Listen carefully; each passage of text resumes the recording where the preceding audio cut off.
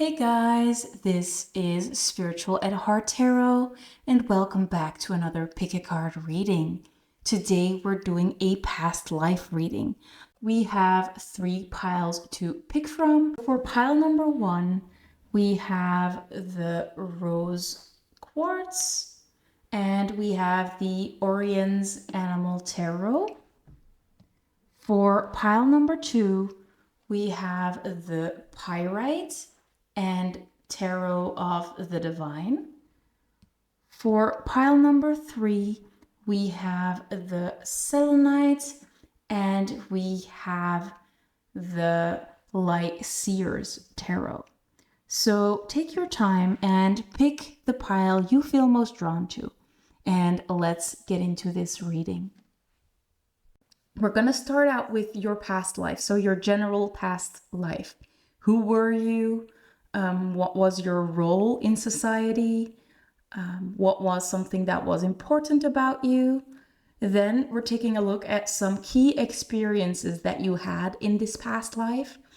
Maybe experiences that really affected you in that life. And then we're taking a look at the skills that you gained from those experiences, as well as fears that you have currently because of those experiences. We're going to end up the reading with resolving those fears, or we're going to take a look at how you can resolve the fears that you have from this past life, how to detach from those. Hello, my lovely pile number 1. If you picked the Rose Quartz, this is going to be your reading. So we are starting out with some oracle cards to get a grasp of what your past life was like. So these are going to be overall energies throughout your past life. So let's take a look. The first one we have is the Starborn with the number 3. We also have the Starfish. So we have star twice. Something about a star is significant. We also have a card about family, but this is a Dutch card, so I'll just explain a little bit about this card. So this is a spell to create more happiness for your family. So to me, this might indicate that family was very important to you, and if someone in your family was unhappy, you really try to lighten them up. But we'll talk more in depth about it later.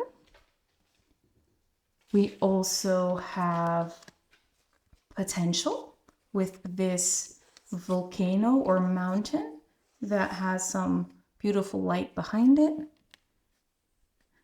And the last one we have is the Destroyer.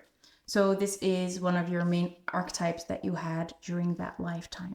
So it says releasing what is potentially destructive, preparing for a new life. Then we have intoxication with destructive power, destroying others' dreams or potential. So for most of you, we're just going to use the light attributes today. Or at least in this part of the reading, we're just using light attributes. So what I thought was very funny when I saw these cards is that there are so much synchronicities between the cards themselves. So we have Starborn, we have Starfish, and then we have 2 mountains / volcanoes. So it's like we have 2 times the same thing, right?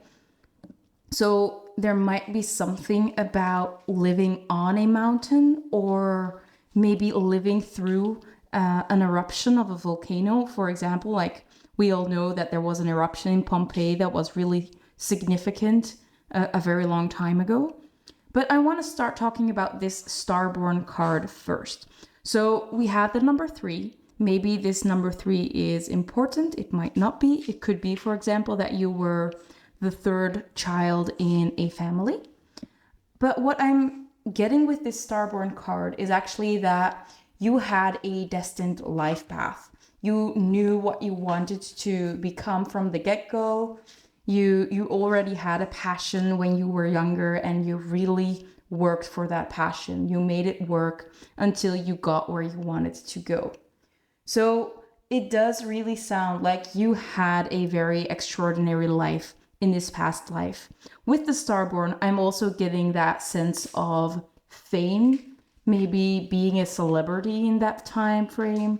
You might have been into theater, or maybe you were a star in a different kind of way. Maybe you were just really pretty, because the starfish is associated with someone that's very beautiful and alluring. So you might have been a supermodel or something like that.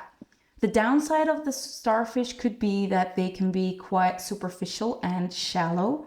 So we cannot know if you were someone that had a lot of integrity while being very pretty, or that or that you let that handsomeness or prettiness get to your head every now and then, or that fame get to your head now and then.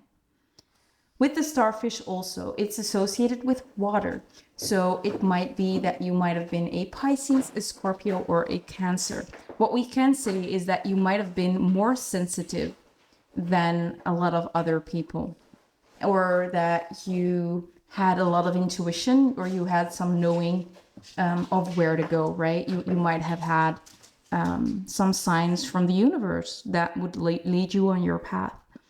Specifically with this Starborn card, that those little specks make me think of spirit guides that are looking at you, that are guiding you. For others, by the way, this just pops in my head, is that you might have been born into a very rich family or a very famous family, and all eyes were on you while you were very young. With potential here, it does look like you had everything from the start to become someone that had a lot of power, or had a lot of abundance, or had a lot of fame. There was a lot of potential for you to make things work in your lifetime. And I think that you really did make the best of your life in this past life. It does look like you have been very fulfilled when it comes to that. With the Destroyer, though, it's like it might have been that there was something very sudden that happened with this eruption, although we're not going to talk about like very specific things that happened during this life at this point in the reading. We'll be looking at that later. But it does look like there is something exploding or something shaking things up. So maybe you started out living a very comfortable life and then something came along, or maybe all this fame influenced you in a little bit more of a negative way. That's the kind of thing that I'm seeing here. But with this card about your family happiness, I do think that family was important to you, or that you had a big family, and maybe you had to provide for your family. Maybe you were like the one that made the money for the family to get by. But we can also see that the card kind of talks about that if one person in the family is sad or hurt, it influences the whole family. So it might be that you were the one that like really caught all their attention, and if something was up with you, like the whole family was affected by you or by whatever happened in your life. That's the kind of thing that I'm seeing here. So we're gonna move on to some more oracle cards. These are gonna be some general traits that you had in this past life. Maybe we can figure out a little bit more about what was going on. So the starfish, by the way, made me think of maybe living near the sea, or maybe near an ocean, or near a lake. And the volcano as well, like it might be that you were living near the volcano next to a lake, or like I said, I'm getting some Pompeii vibes or Atlantis vibes for a lot of you. But let's see if we can get more information on what you were like in this past life. I must say, I cannot really see if you were a man or a woman. I am getting mainly masculine vibes. Like I said, you might have been a caretaker. And as we can think about the past, like almost every century, the man was the most important person in the household. So it does make sense that you might have been a man, even if you're not a man right now. But let's find out more about you. So Spirit. There we go. Let's take a look. There we go. What I'm also getting for some of you is that you maybe really wanted to have a family, but it wasn't really happening, or maybe you just had one child, which might have been unusual for that time period. But again, just take that if it resonates. We have dinoflagellates. So again, more about the sea. And it says, make some waves, raise your vibration. So you had a big impact in this lifetime. You were able to make those waves. You were able to make an impact on other people. And with raise your vibration, you definitely did raise your vibration during that lifetime. You probably healed some karma. And that's making your life a little bit easier right now, right? So we also have scorpion fish. So another one about the sea. So this deck is not a sea-based deck. It's a deck about, it's called the Glow Oracle. It's about special animal, like it could be a Tasmanian devil or a fish, or it could be anything. So the fact that you have like more about the sea might indicate that you were definitely living next to the sea or something like that. But we have scorpion fish. So you might have been a Scorpio again, or a Pisces. But we have unexpected, spontaneous, and swift action. This swift action kind of makes me think of that volcano erupting, right? Like something big happened and you had to take action. You might have had an unexpected life for that time period. Like I said, you might have been famous, or you might have been very important, or you had a lot of eyes on you. But I do think with spontaneous that you did not really let it get to you too much. Maybe you were quite used to all those eyes on you with the Starborn. Let me get one more to fill up this space, and then we'll move on to the specific experiences. So Spirit, can we get one more card to get information about pile one's past life? So what was their past life like? There we go. So we have another sea card. Like I said, there is something about the sea that was significant in your past life. We have the swell shark. I don't know this shark, but it looks pretty. And it says potential for greatness, 5th dimension. So potential for greatness. I don't want to keep repeating myself, but I definitely feel like you had a lot of potential and you made it work. You were someone important. We already had potential with this potential card as well. So there is a lot of emphasis on you having a lot of potential in this past life, and maybe really being famous, or maybe you were seen as someone like that everybody looked up to in this past life. I think that's really cool. So maybe I'm getting, for some of you, you might have been like someone that had a ship and that sailed the world, and that they had very impressive stories about their travels, something like that. Yeah, like something very, very huge happened during your travels, and that's why you gained fame, because you were, I don't know, because they didn't expect you to come back or anything like that. But again, that's quite specific. It might not be exactly that for a lot of you. So that's it for the main information about your past life. Now let's remove these cards and let's take a look at these two. I'm thinking about doing just two important events that happened in your past life that still have an effect on you today. So let me remove these and let's dig into that. Okay, so let's take a look at what important events happened during that lifetime. We have justice. Can I get a clarifier for justice, please? Can I get a clarifier for justice? We have the Page of Wands. And for the other event, other important event, what was the other important event? We have the Four of Cups. And let's get a clarifier for that.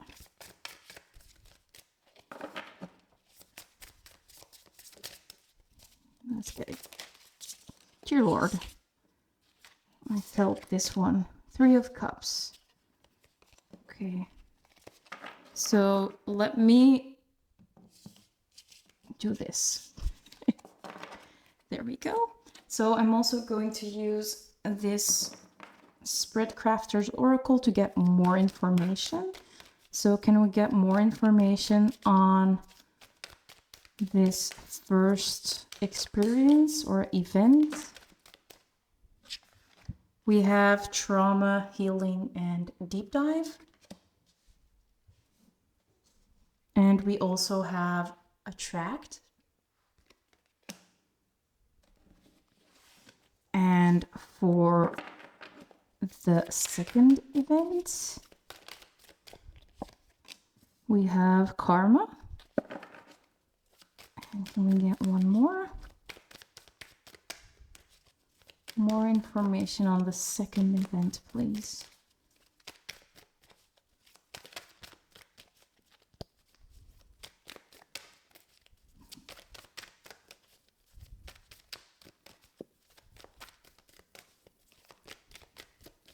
Spirit, can we get a clarifier on the second event?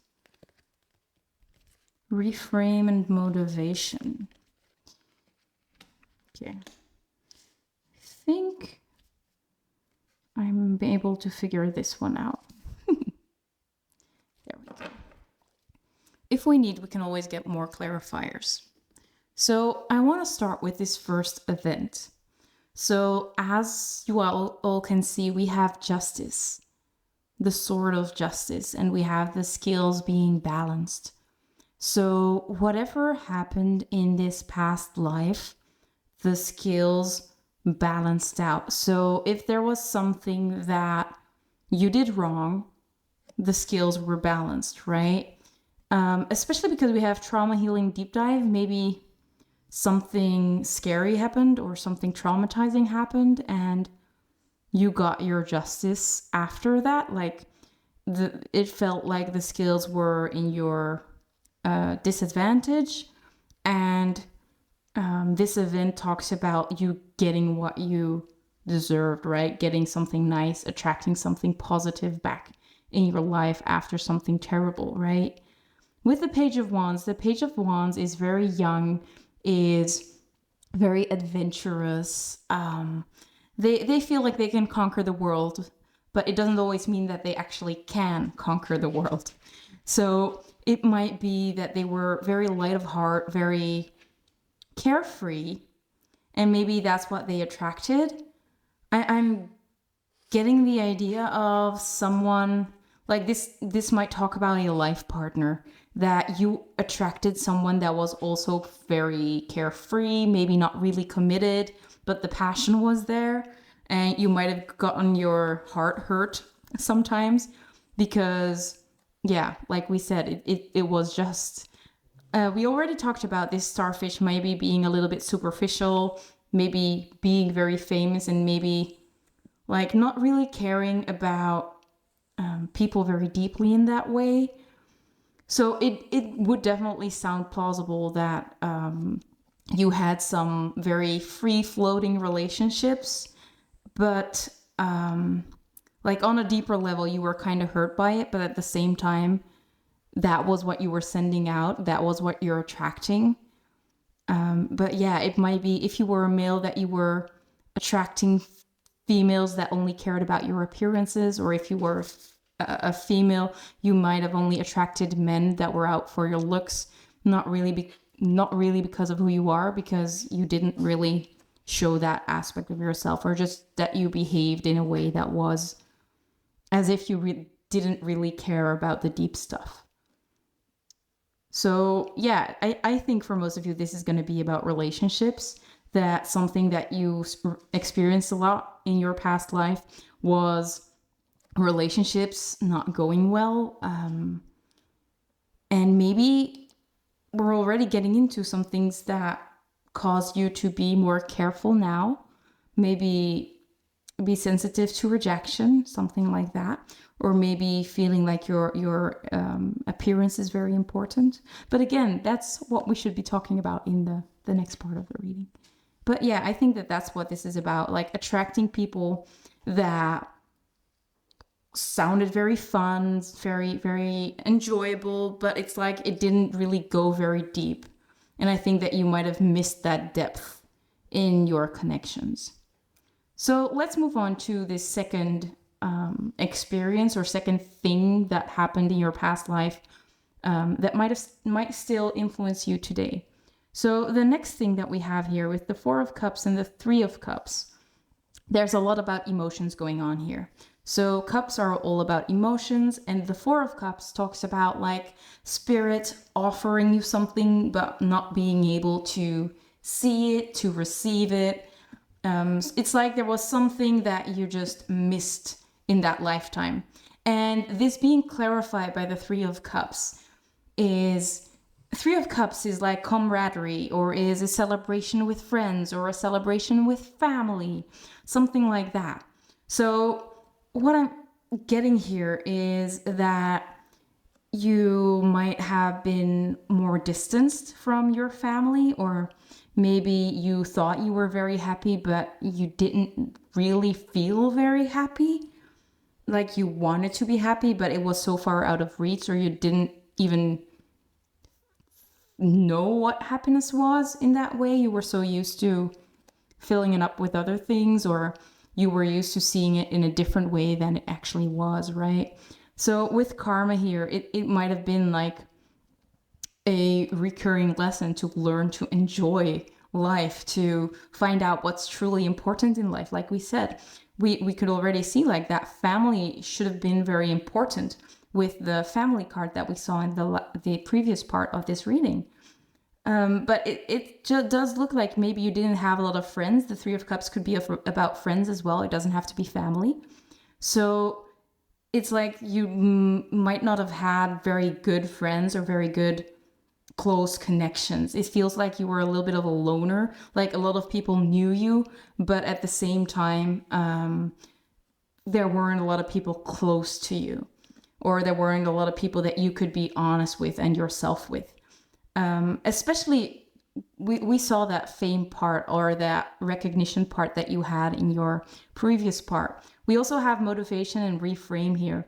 And it's giving me the idea that you were so focused on becoming more famous, or becoming more abundant, or like being in the picture of other people, being perceived as most beautiful or most important. That was what you missed out on that closeness of other people, that connection or that celebration that you could have with other people. And I think that that might be another lesson that you're still dealing with right now. Not that you cannot make friends, but it might be that it's difficult for you to fully open up, or that you are afraid that people don't really care about you in the way that you want to be cared about. So yeah, those are the two experiences that I'm seeing here. Like you guys can hear for yourself, it's not really one pinpointed event in your past life. It's more so like a theme throughout your life that has impacted you, like two themes. It might be a significant party that we're seeing here with this Three of Cups, that you missed out on something. Maybe it could be quite specific, like a prize that you didn't win, or something like that. But I don't think that that's the case. I think for most of you, this is more general, and it's more talking about that closeness that you were missing in this past life. So yeah, let's move on to the next part of this reading. We're going to take a look at the skills that you have today because of the experiences that you had in your past life. Okay, so we're using this archetype deck to find out what skills, talents, or personality traits that you have today because of this past life. So let's take a look.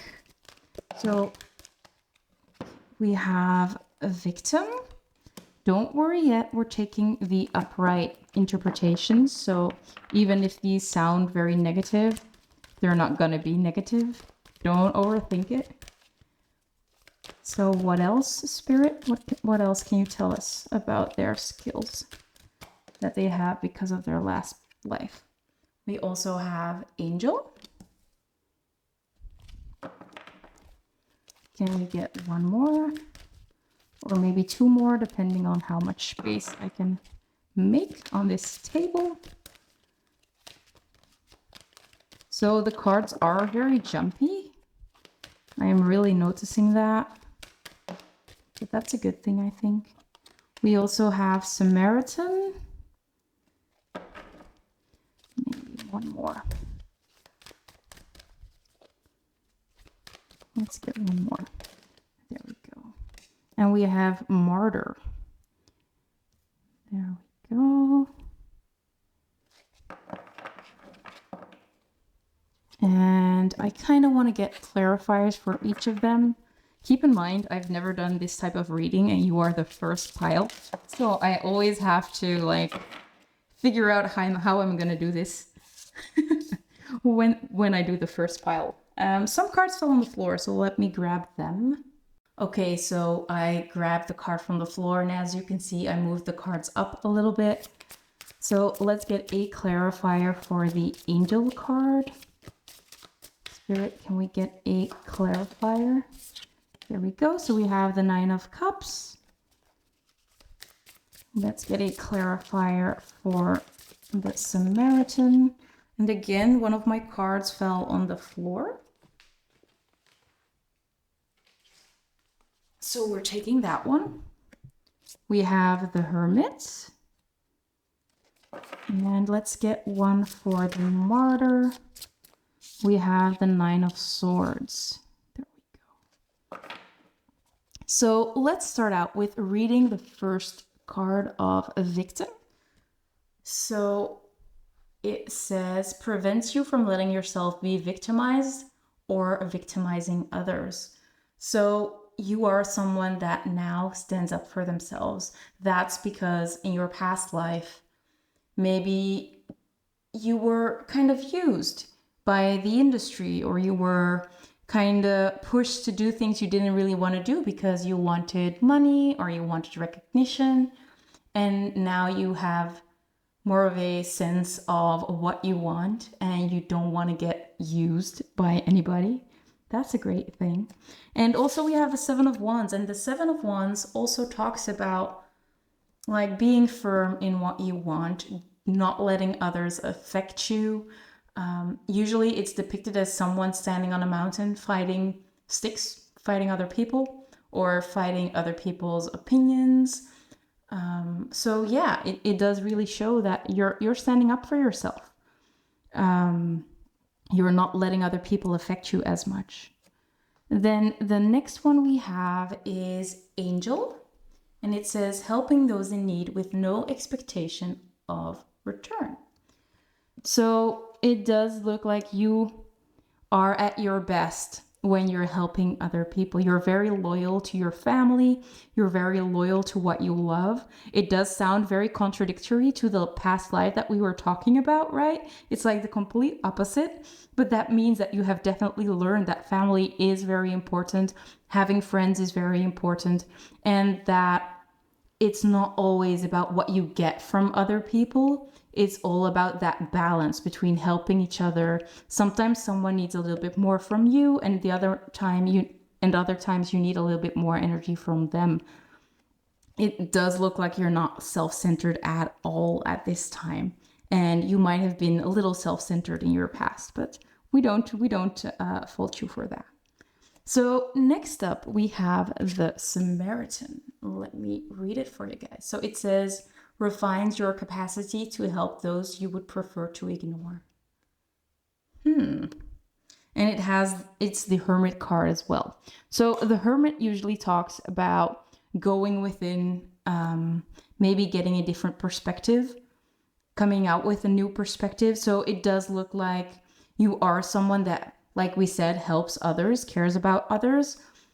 But even if it feels like someone is opposite of you or doesn't have the same values as you, you stay open to their perspective. And it's like you try to see it from their perspective. You try to think with them, and it helps you evolve. It helps you gain a broader perspective of things, or it helps you see things from different sides, right? So you are more open-minded because of your past life. That's how we see it here. Then next up, we have the martyr. And it says, learning the transcendent nature of service to oneself or a cause. So even more about service, even more about helping others. In your past life, you might have been very self-serving, but in this life, you are the complete opposite. You care about others. You stand strong for what you believe in. I think that you are someone that really stands their ground if there is some injustice going on or anything like that.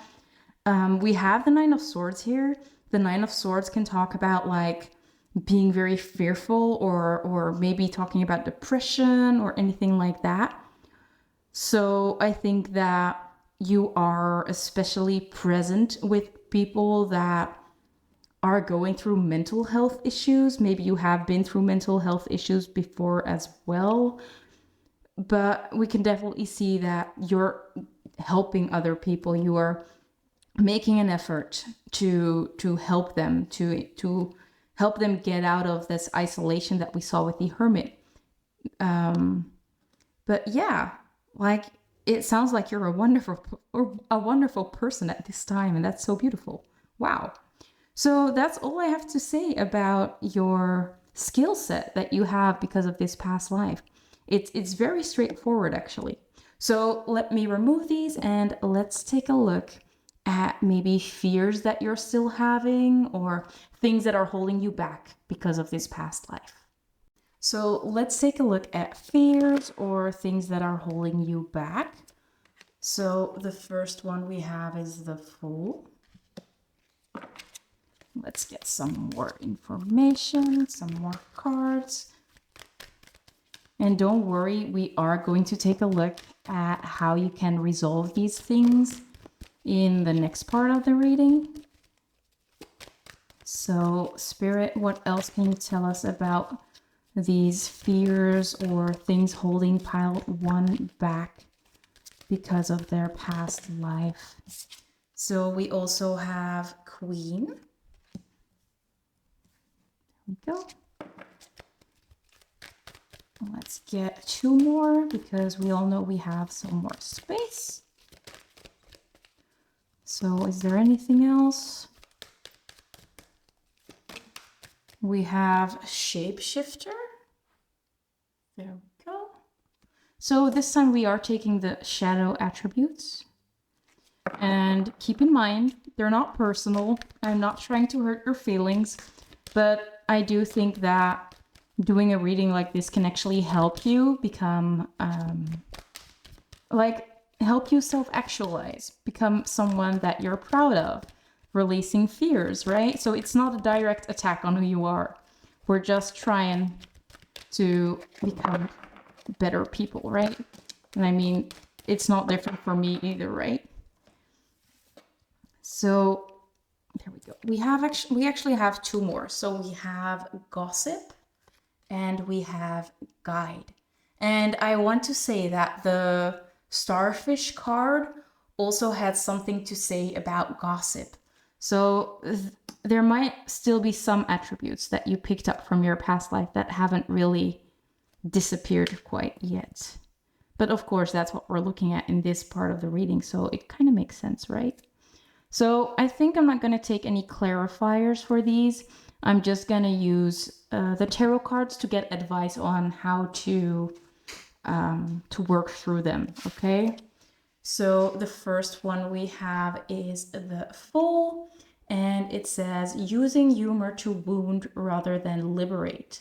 Denial of your emotional truth. So this tells me that you might not really be in touch with your emotions. You might still pretend that you don't really care when you truly do, or you might literally be wearing a mask. You might, for example, have ADHD and you're masking, or you might have ADHD, or whatever you have. Maybe you have some quirks that you don't like to show to other people. Or, for example, emotions that if you're feeling sad, you kind of put on a brave face and you pretend that it doesn't really hurt you.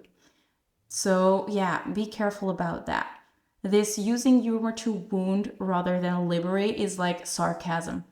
And sarcasm every now and then isn't that bad, but we all know that like the more severe version of sarcasm, I'm not sure what the terminology is, but that's definitely not something that you want to use too much, right? Like using spite, for example. Next up, we have the Queen. And this shadow attribute says, becomes arrogant when authority is challenged, controlling, and demanding. Oof. So you might be someone that is a fire sign, or maybe you are an earth sign, you are a little bit stubborn. But it might be that you still have some problems with authority. So this might, for example, come from in your past life, you had a lot of control because you were so popular. You could easily influence other people. But it does look like in this lifetime, you're still kind of used to getting what you want, or like your words always being perceived as true or the best solution. Maybe that's why you still have like a little bit of frustration when people tell you no, or people telling you it's that you're wrong. And I totally get that because I'm the same, right? So I can handle some advice, but I know I'm very sensitive to rejection, or sensitive to, yeah, like people telling me that I'm wrong. For you guys, we also have the shape shifter, and it says projecting any image that serves your personal agenda in the moment. So yeah, it's kind of a similar energy to that Fool card that we had. It kind of tells us that like you make people believe what you want them to believe about you. Like we said, if you are feeling a little bit down, you wouldn't show that because maybe you can't use that to your advantage. And I'm kind of exaggerating things, right? It can be in small ways, but it does look like it's like you're putting on a different face with whoever you are to be more like them. Like I said, it could be something like masking your fidgets, or masking, like just dampening your own personality because you want to come across a certain way, or you want to be more liked, or something like that. And of course, you guys are beautiful just the way that you are. And I kind of wish you were more authentic and true to yourself, because you will attract the right people by being yourself. As long as you keep wearing these masks, people cannot like you for who you are because they don't really know who you are, right? So I'm not trying to be mean at all, but it does look like you're still attracting maybe the wrong kind of people for you, or you could attract more loving people by just being more authentic. And really letting go of what other people think you should be, but rather than being who you want to be. We also have gossip, with thrives on the power of passing on private or secret information, betraying confidences. So you might like the attention that you get from gossiping, but I think for most of you, this is more so like trying to connect with other people, and knowing that gossip sometimes really gets the attention. Like people listen to you when you have gossip to tell. And I mean, I think a lot of people are ashamed of gossiping because we all know it's something that we shouldn't do. But I do think a lot of people are, one way or another, kind of into the gossiping just because they are trying so hard to connect with other people, and they just don't know any way to do it in a better way than using gossip. So don't worry, we're not here to judge you. We're just taking a look at the things that you still have that you might want to work on. And clearly it's from a past life, right? So it's not your fault that you're doing that. It might be that your parents did it as well, or like we said, it's from a past life, or maybe the combination of both. But it is something that you can work on, you can work through, and that you can clear out in the long run. So the last attribute that you have from your past life that's a little bit more negative, I don't know, I need to use another word, not negative, maybe a lesson that you took with you from your past life, is the guide card. And it says places financial gain and control over imparting spiritual insight. So you might help other people. We already talked about you being very helpful, but it does look like you're maybe trying to get more out of it. Like it's not really, how do you say that? It's not really going two ways, or it's not really fair. I'm not sure. You're not very freely giving, like you expect something back from your help instead of just being happy that you helped someone. Again, this doesn't have to be something huge, but it might be that, for example, you helped someone get over a certain issue, and the week after that, you kind of expect them to talk to you again or to hang out, and you might kind of pressure them into doing that just because you helped them last time. Again, this is something that I'm exaggerating. It could be smaller, it could be bigger, but it does look like you're trying to control other people's view of you also, but also trying to impact how they view you. So yeah, there are some things to work on. And with this guide and gossip, we have blue. So it might be that your throat chakra is a little bit overactive or a little bit underactive. Gossip kind of shows that it's more so overactive than underactive. But yeah, you might want to work specifically on your throat chakra, or just try on. It's easy to say, just don't do it anymore. And we all know that that's not how it works, because I had this habit of gossiping as well. And I might say I sometimes still have that, because instead of having an internal monologue, I know that I always have to talk it out with other people to feel validated. So instead of validating myself, I tend to talk to other people about it. So maybe that's something that you do too. But let's take a look at how we can work through these things. So let's start out with, how can we work through the masking with the Fool. So we have the Lovers. Love that.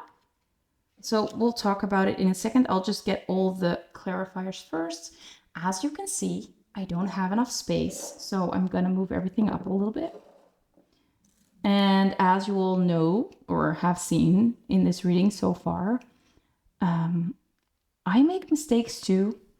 I am not perfect. So don't worry that you have flaws. Everybody has flaws, okay? So don't take it personal. Don't get worried. I hope that you're still here and that you didn't click this video away because it's a little too much for you. Thank you for still being here if you are. And it makes you very courageous to actually do that.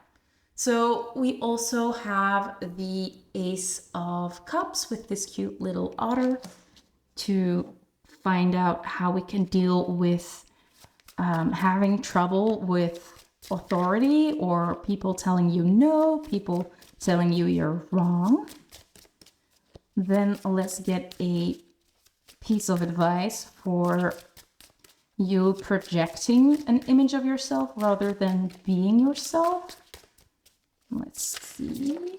Oops. We have the Knight of Swords.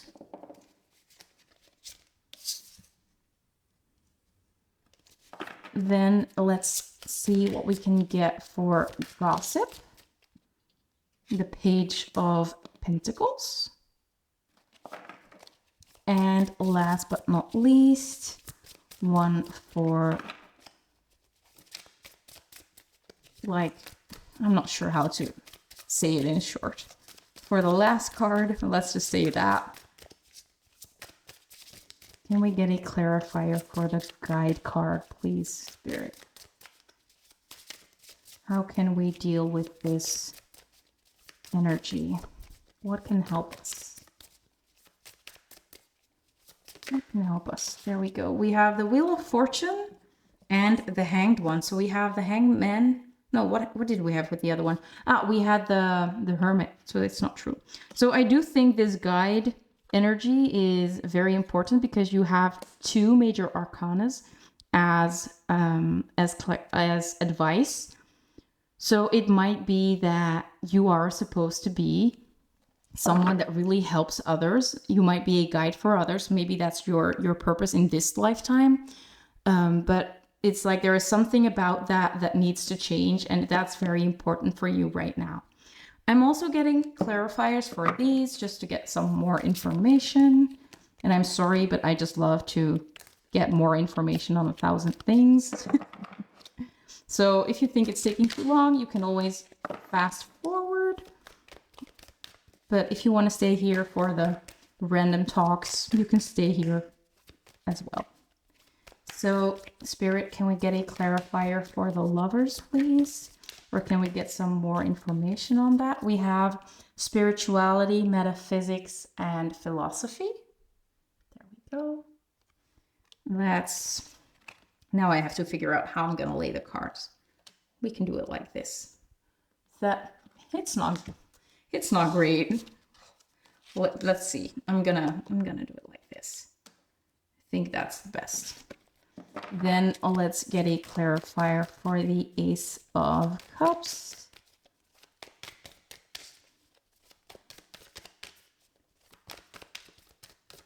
And be patient with yourself. I'm feeling quite impatient with myself at this time because I'm kind of reading this very slow, and I feel like you guys will get bored. We have forgive, to neutralize guilt, to make peace, to practice compassion, to let go, to set yourself free. I love that. Then let's get one for the shapeshifter. We have dreams, true calling, and a vision. Let's get one for gossip. It fell on the floor. As usual. We have challenge. Yeah, we figured that out. So it says a hurdle, a problem, a conflict or opposition, a daunting or difficult task, something outside of your comfort zone that is causing you stress or testing your perceived limitations, a fearful situation or an exciting opportunity. And let's get the last one, a clarifier for guide.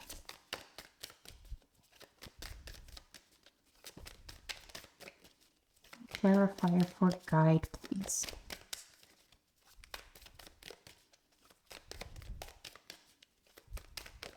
There we go.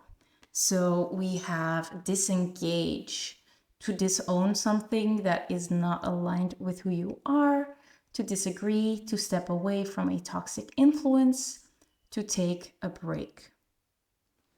Okay, there we go.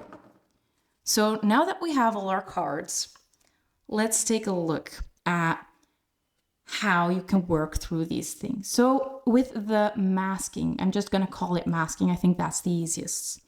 So we have the lovers. The lovers can be about making a decision, but it can also talk about soulmates, attracting soul family. And I think for most of you, this is going to talk about attracting people that are like-minded, attract the people that make you feel good, right? So with spirituality, metaphysics, and philosophy, it's like showing people how you think, showing people what you are like, sharing your philosophy of life will help you attract the right people. As long as you mask, people are not going to figure out who you are, and they're not going to see that you're like-minded, right? So as long as they don't figure out you're like-minded, it's very hard to attract them. And I think that that's the main energy that we're seeing here. Like, it's very important for you to be yourself, to show who you are. It's okay to be sad sometimes. You don't have to fake to be happy, fake being happy. The right people will take care of you. And as long as they don't see that you're sad, they cannot help you either, right? So I do think that you becoming more authentic, becoming more of yourself is something very important in this lifetime. You're going to become more aligned with who you are supposed to be. And you might be attracting your partner by doing so if you are still single. So yeah, the first piece of advice is to realize that you're doing it to attract people that are actually aligned with you. You might have been acting like this because in the past life you might have been bullied or whatever the reason was, or maybe you have been bullied in this lifetime. But it's very important that now that you're grown up, you can actually defend yourself, and you can also just attract the right people, right? If you don't like certain people, you can just block them off, and it creates space for people that are actually aligned with you and that you'll actually enjoy the company of. So with the Queen, we have Forgive, and we have the Ace of Cups. The Ace of Cups is all about self-love. So this really sounds like self-love is the solution, self-confidence is the solution. And with Forgive here, it also says to practice compassion. And I think that that's the main phrase that's important here. You have to be compassionate with yourself, that it's okay to be wrong sometimes. It's okay to let other people win sometimes. And as long as you can take care of yourself, as long as you can give yourself what you need, right? If you feel let down by something, you might want to give yourself something very nourishing after, right? So, for example, you can, after you lost a competition, because we have cups, I feel like it's more so, it makes me think of you being in a competition and not becoming first. So instead of you winning that first prize, maybe you can take yourself out for dinner, or maybe you can book a nice trip as a reward for yourself. So be compassionate with yourself, and it's okay to be hurt. What's not okay is to the way that you react to people once they interfere with what you want or anything like that. Then for the next one, we have the Shapeshifter. So it also talked about showing your best self at all times, or maybe showing other people a warped version of yourself to maybe be perceived as more confident, or maybe wealthier than you actually are, or just always focusing on how you are perceived by others. And we have the Knight of Swords and Dreams, True Calling, and Vision. So what I am getting here is that it's time for you to take action on your dreams. The Knight of Swords is a very quick energy, and I feel like you need to take action on your dreams. And it's very hard to take action on your dreams when you're trying to be someone else. It's like it's time to accept who you are so you can move where you want to go and be successful, because you have that potential to become very successful like you were in your past life, right? And especially with Guide, it's like you're meant to be successful and then help others do the same, right? So it's like now is go time. But you cannot do that if you're trying to influence how other people think of you, because you're going to be successful by doing this certain thing that you're trying to hide at this moment. For example, I'm reading tarot cards right now. When I just started out, I didn't want anybody to know about me reading tarot, me being spiritual in general. I was someone that worked out a lot, and that was my image. I tried to come across as someone that worked out, looked fit, looked great. But then at the same time, I wasn't really happy with who I was. And I was denying my love for tarot, or at least I wasn't honest to myself about who I was. I was so focused on the things that I thought people would like that I was kind of ignoring the parts of myself that made me happy. And maybe that's something that you are doing too, right? So it might be something completely different, but it's like you're kind of focusing on one aspect of your life that's not really making you that happy compared to this thing that you might be hiding away.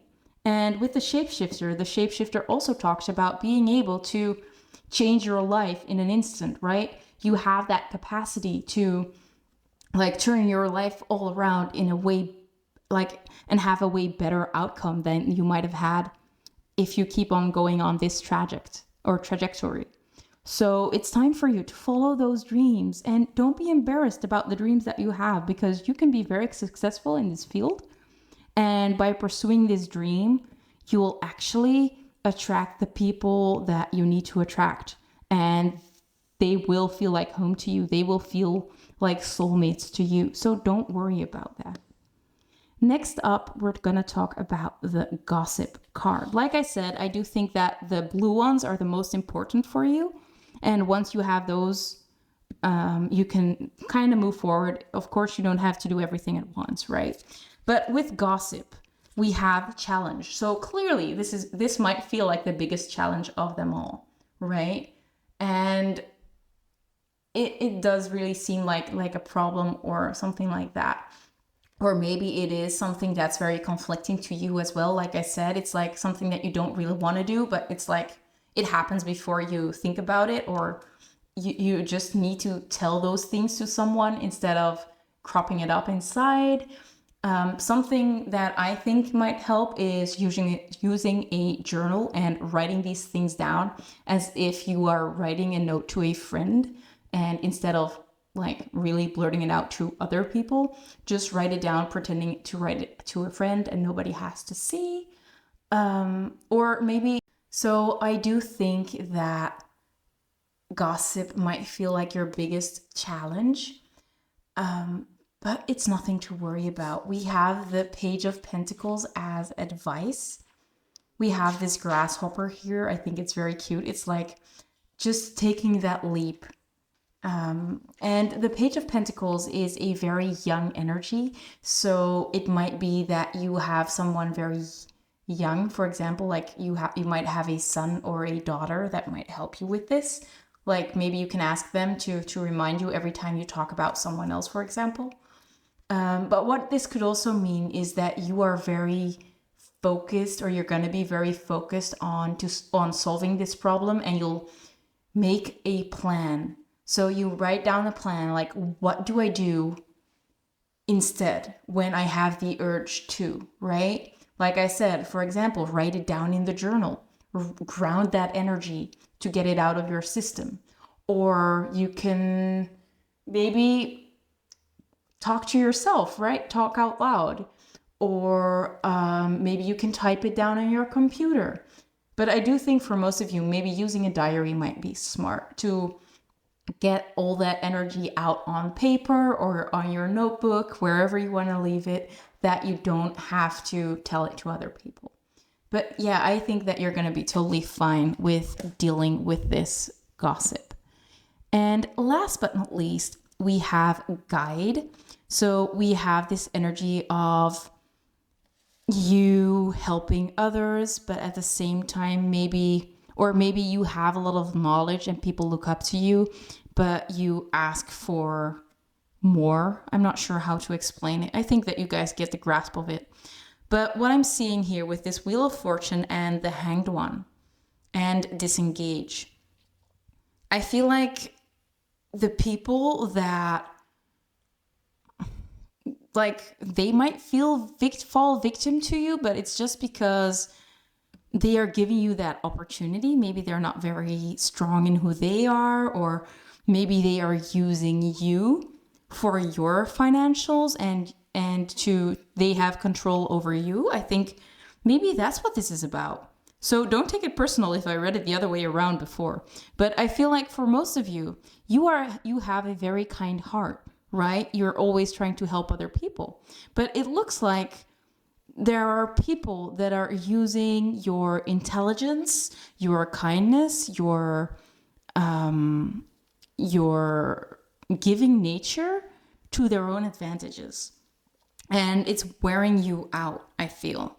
So with the disengage, clearly there might be some people that you should disengage from if you find out that there are people, for example, talking to you or hanging out with you just for your money, or just because you have a great listening ear, but they're not very nice to you after all, right? They only talk to you when they need you. I think that that's what this is about. You might need to disengage from them. And we also have the Hanged One and the Wheel of Fortune. So the Hanged One talks about a change in perspective. Maybe you might need to take time out from this person to see clearly why they are acting this way, or if they are even acting this way. So you might need to withdraw from the situation for a while, or maybe ask a different perspective of someone to ask what they think about what's going on, or if they're taking advantage of you. And with the Wheel of Fortune, it shows us that your life can change by disengaging with these people. It feels like they are sucking you dry, or they are like, you cannot even maintain your own abundance because you're giving it away to these people that are using you for your abundance, right? So I feel like your strength will come back once you let go of these people, or you might just need to take a break from these people and set these clear boundaries.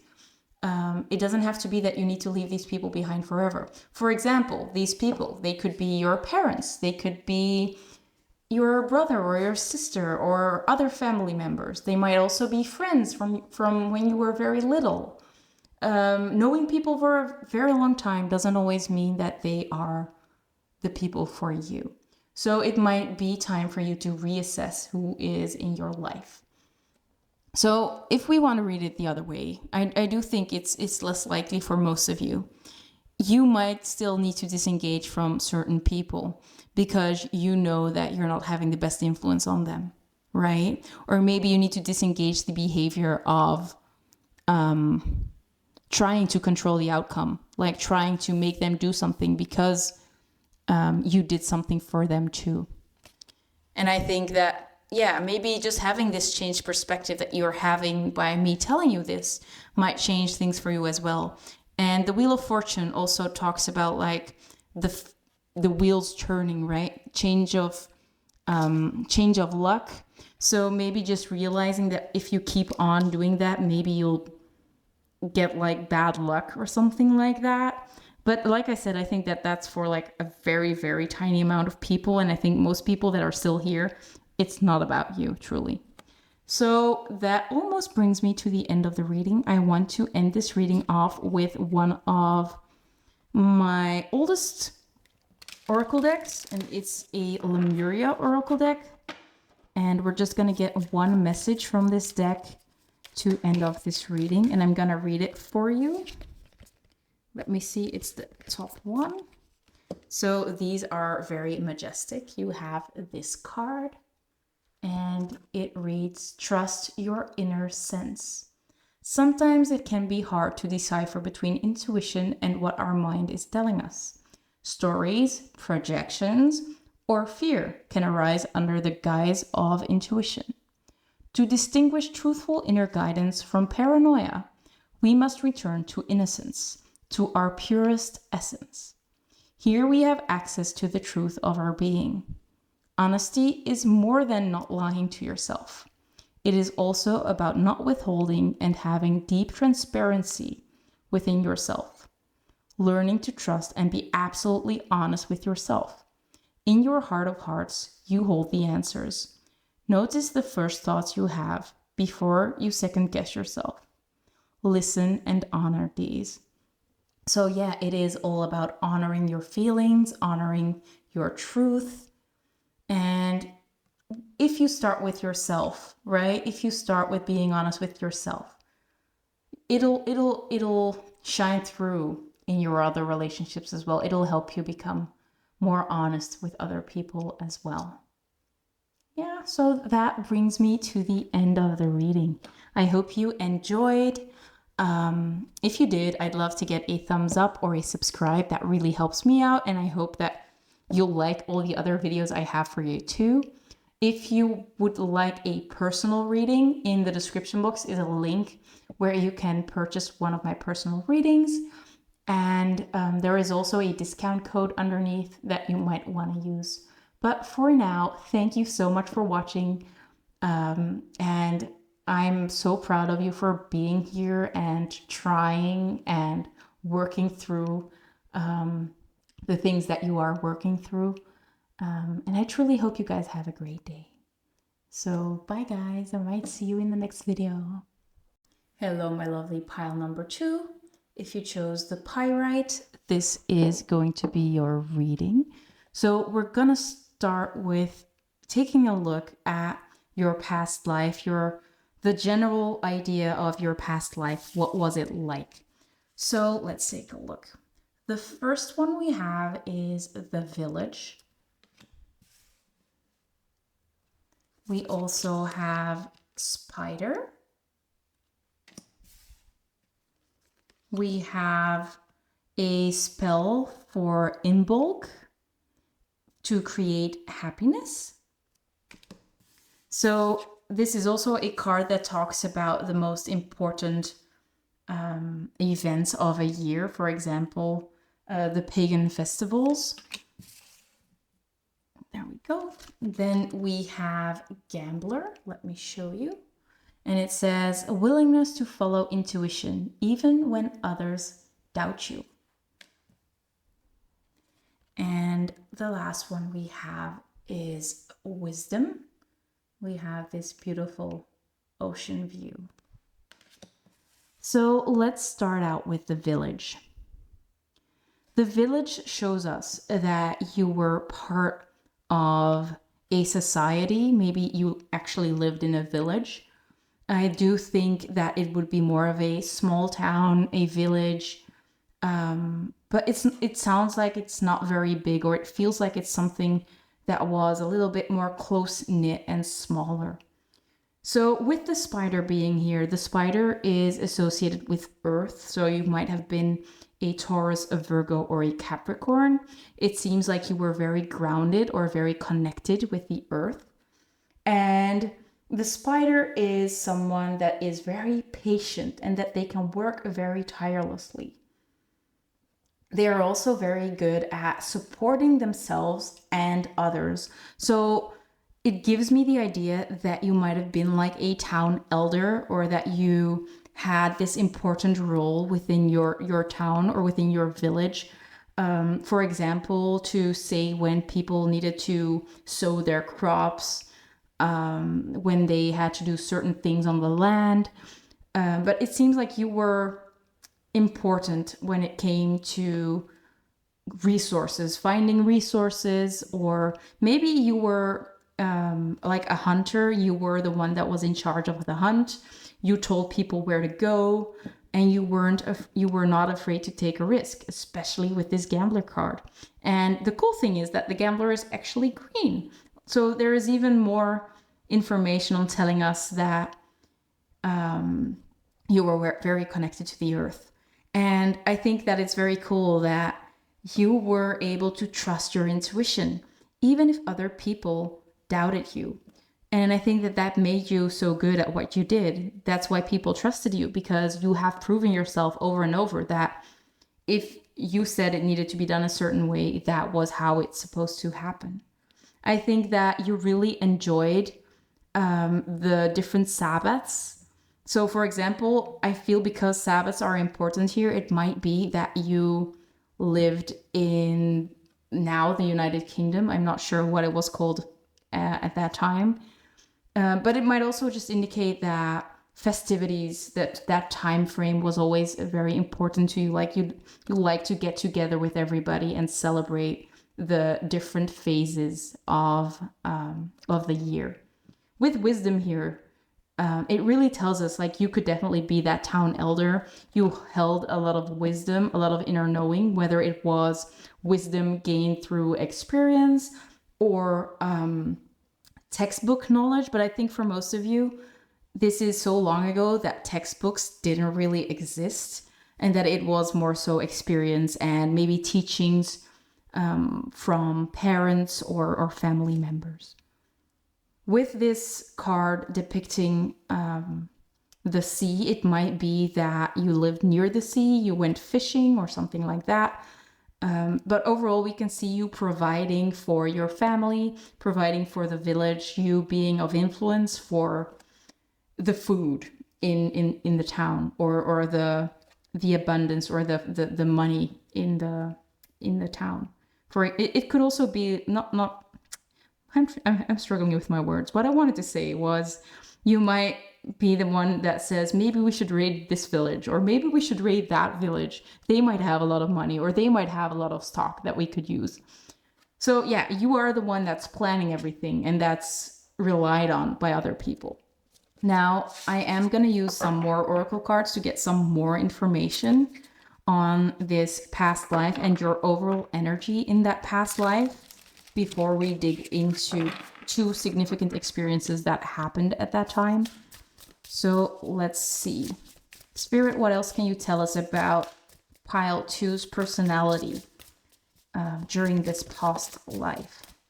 So the first one we have is the Portuguese man-o-war, ebb and flow and focus.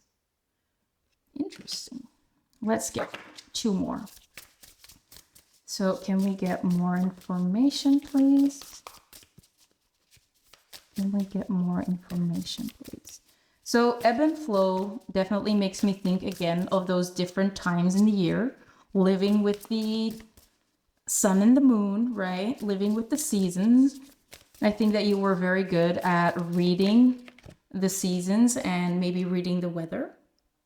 We also have the axolotl with inner child and you can heal yourself. So maybe you also had some innate healing powers. Maybe you were like a shaman in the village that could predict what's going to happen.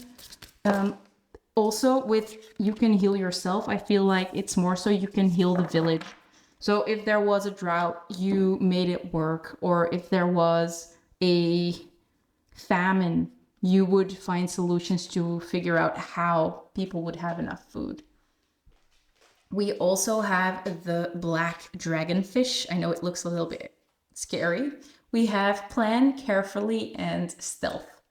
So yeah, how can I say this? I think that you were very good at planning things out, being tedious, thinking things through. And maybe the stealth comes in when people were trying to disobey your orders, or like I said, if there was like a town that you wanted to rob, that you needed to be careful about the way you went about those things, or sending your people in the right direction, or making sure they weren't seen, something like that. I love this energy. It's very fun. With the inner child too, it's like you had such an important role, but you really didn't let it influence you. You still had fun. You were still able to connect with family, with the village. You were really a part of this society instead of being apart from that or feeling like you were above it. So that's really cool. So that's it for your past life. Now we're going to move on to 2 major events that happened during this lifetime that really influence your life right now. So let me remove these and let's take a look at that. So we're going to take a look at these 2 events that still affect you today. So let's see what the first past life event was. So Spirit, what can you tell us about pile 2's past life event that was very significant in that life? What can you tell us about this event? We have the 8 of Cups. Can I get a clarifier for this 8 of Cups, please? Can we get a clarifier, please?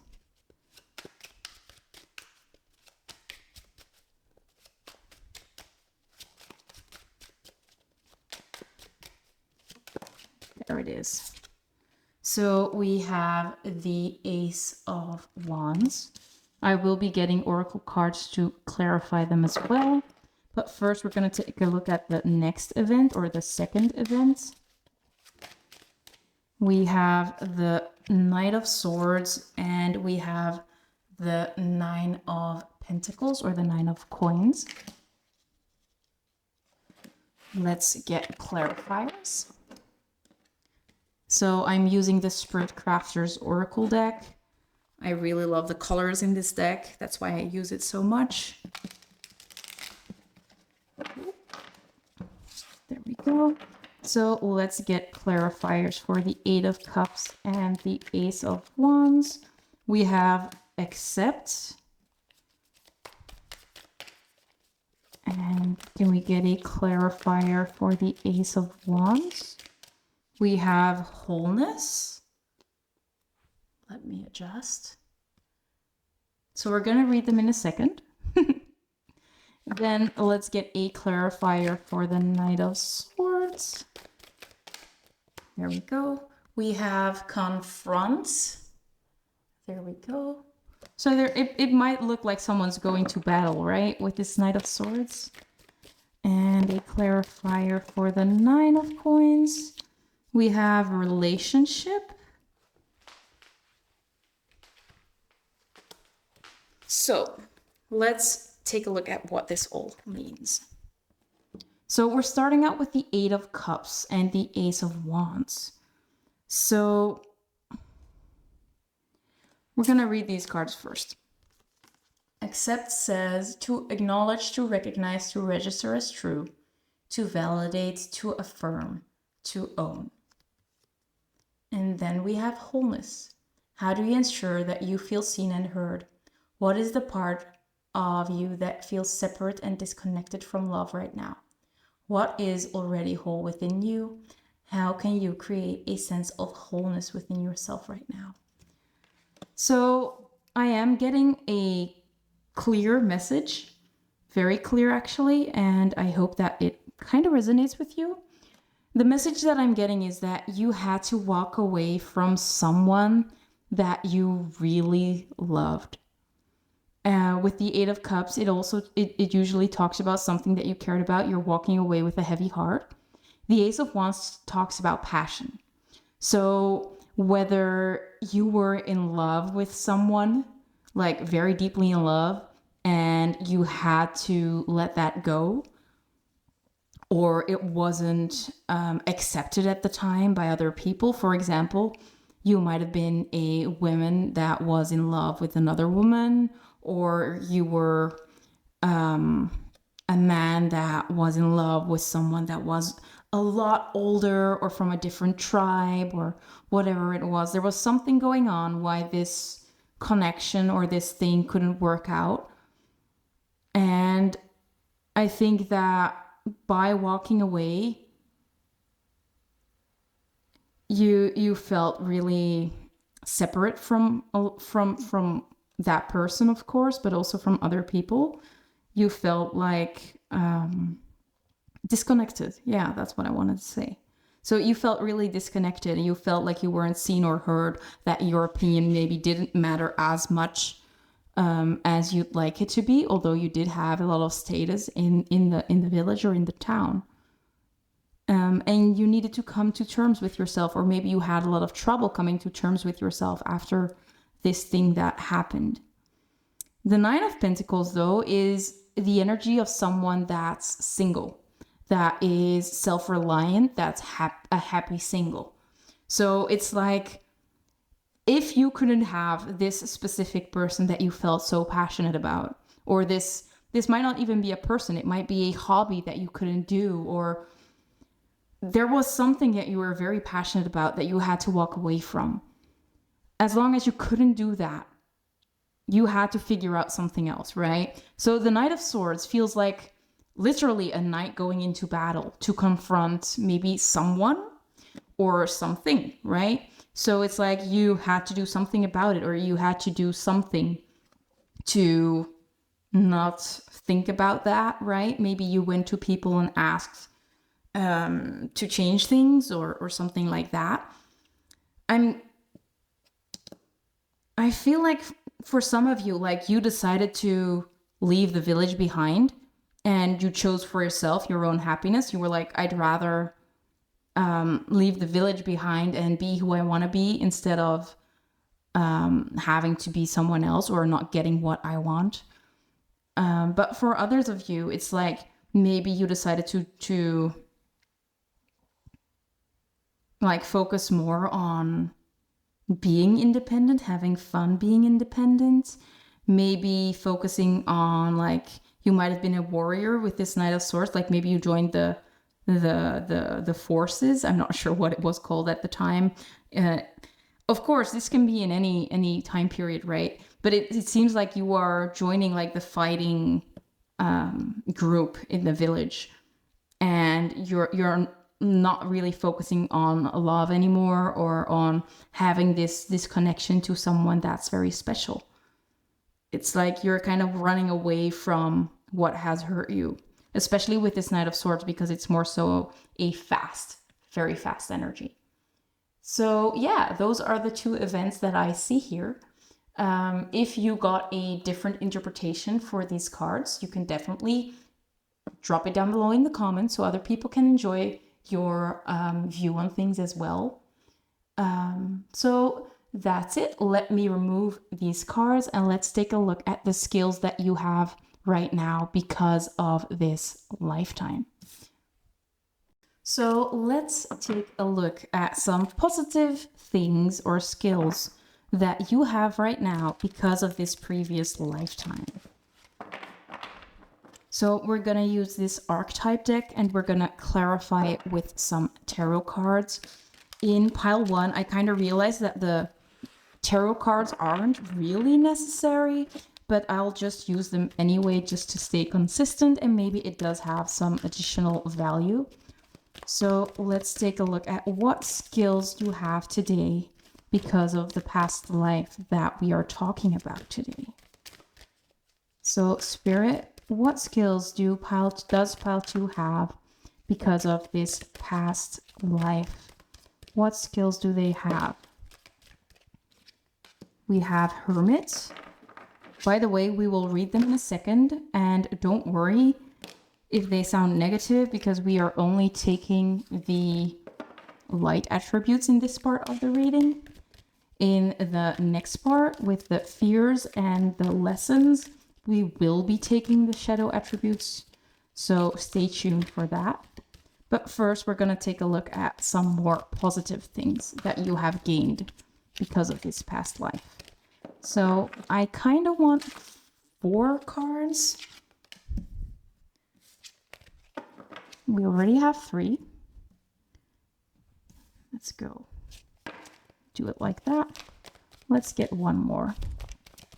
So what skill does pile 2 have because of this past life? And most people have had multiple past lives. So if you felt drawn to one of the other piles, you might want to check that out. But if you didn't, you don't have to. There we go. Or maybe we're just taking a look now at your most important one, of course. So there might just be other ones that weren't really significant. We also have the Engineer. So let's take a look at some clarifiers. So can we get a clarifier for the Hermit, please? If you want, by the way, if it's taking too long, you can skip this part and move up to me talking about the meanings. But you're free to stay and chit chat with me, although it's kind of one-sided. So Spirit, can we get a clarifier for the Hermit? I feel like we have to take this one. King of Pentacles. Then let's get one for the Poet. Yep. We have the 7 of Swords. And then let's get one for the Advocate. It fell on the floor. Let me grab it. We have the 2 of Swords. And let's get one for the Engineer. And then we can dive into the meaning of these cards. There we go. We have the Knight of Pentacles. So we have the King and the Knight of Pentacles. So again, we can see a lot of stable, earthy energy. You might very well be a Taurus, a Virgo, or a Capricorn, or you might just be very level-headed, very patient, something like that. Let's take a look at this Hermit card first. So we are taking the light attributes in this part of the reading, and it says, seeks solitude to focus intently on inner life, serves personal creativity. And we also saw the creativity part when we saw your spider in your past life. So just like you in your past life, you are still quite creative. And it really looks like you don't really mind being alone, right? With this Hermit, it's like it's okay to be alone. I'm not bothered by being alone. And I actually get that same energy of with this King of Pentacles, especially because we have the turtle here, and it's normally not in the King of Pentacles, right? But the turtle also has its own home, and it can protect itself, and it can just chill inside his little shell, right? So it's really telling us that you are not bothered by being alone. You don't get scared or get, how do you say that? Like, you're very unbothered alone. You're just having a great time. You're just focusing on yourself when you're alone. You're not becoming like a victim or anything like that. It's like you're at your best when you're alone. You're at your most productive when you're alone. You can really have the best ideas when you have time alone, and you're not afraid to be alone. So yeah, that's the first part. I think it's pretty clear, right? Let's move on to the next one. So for the next one, we have Poet. Expresses soul insights in symbolic language. So you might be very good at communication. You might be a poet, you might be a writer, you might be very good at spoken words. But with the Seven of Swords, I feel like you're very good at like calming situations down. I'm not sure how to say this. Like, you have a way with words that kind of removes any fear in other people's mind. Especially the Seven of Swords it can be seen as manipulative, but especially in this deck, it's not really seen as manipulative in a bad way, more so just having an effect on other people. And being smart about how you handle things. So I do think that you have a great way with words, and it like you can see with these doves, it's like you're bringing peace. You're creating calmness with other people. It's like you're great at calming situations down, especially like we're seeing here, like these knives that are like I'm not sure what's the past tense of stealing.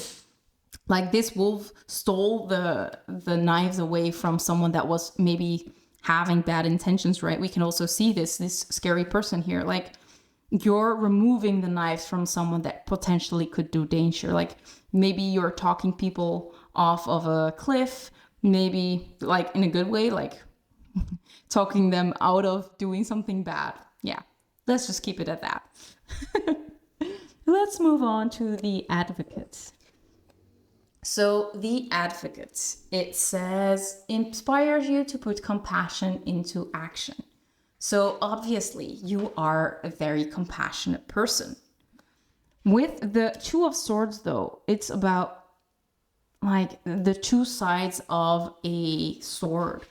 It is good and it's bad. It's like the sun and the moon. It's like you have a great balance between doing things for others, being compassionate, but also setting boundaries. And again, we see this sense of calm coming from this person, although there are flames all around her, right? So I do think that you are very good in a moment of high stress, in a moment of high volatility. Give me a second. My dogs are making a lot of noise, so I'm gonna wait until they are calm again. And that's the kind of energy that you have as well. Like, you can be patient with other people that are on fire, right? You can have compassion for them, but let them do their thing and then do your magic. but I'll be right back. Okay, so they are a little bit calmer now. Let's take a look at the last skill or ability that you have because of this past life. So you guys have the engineer, and it says ability to give creative energy a practical expression, talent for designing resolutions to common dilemmas. So what we are seeing here is, again, that you have this creative energy, and at the same time that you are very grounded and practical. So this grounded energy that you have, like you do not budge, you don't get worried or anything like that. That energy that comes from your past life. And it looks like you're a great problem solver because of it. Because you don't worry, because you'll just think about it until you have the solution, right? And with this Knight of Coins, this Knight of Pentacles, it's like you are very good at giving other people solid solutions, right? You'll literally help other people by the ideas that you have. And maybe for you, it's such an easy solution, but other people might have a hard time figuring those things out on their own. So again, it might be that you in this lifetime have a role of a leader, because I could definitely see you being a great leader because you are calm, you are smart, and you are very good at helping other people. And at the same time, you're still very compassionate. So that's it for your skills and positive things that you have gained because of your past life.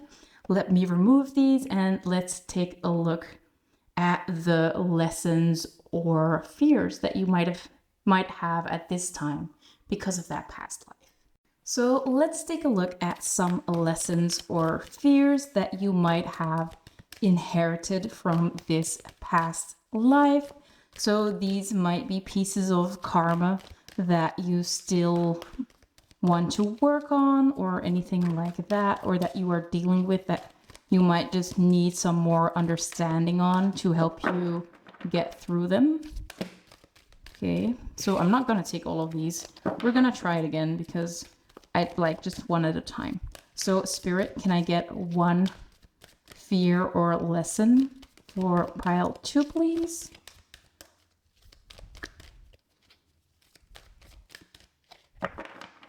Let's see. By the way, now we are using 3 different decks to get the lesson.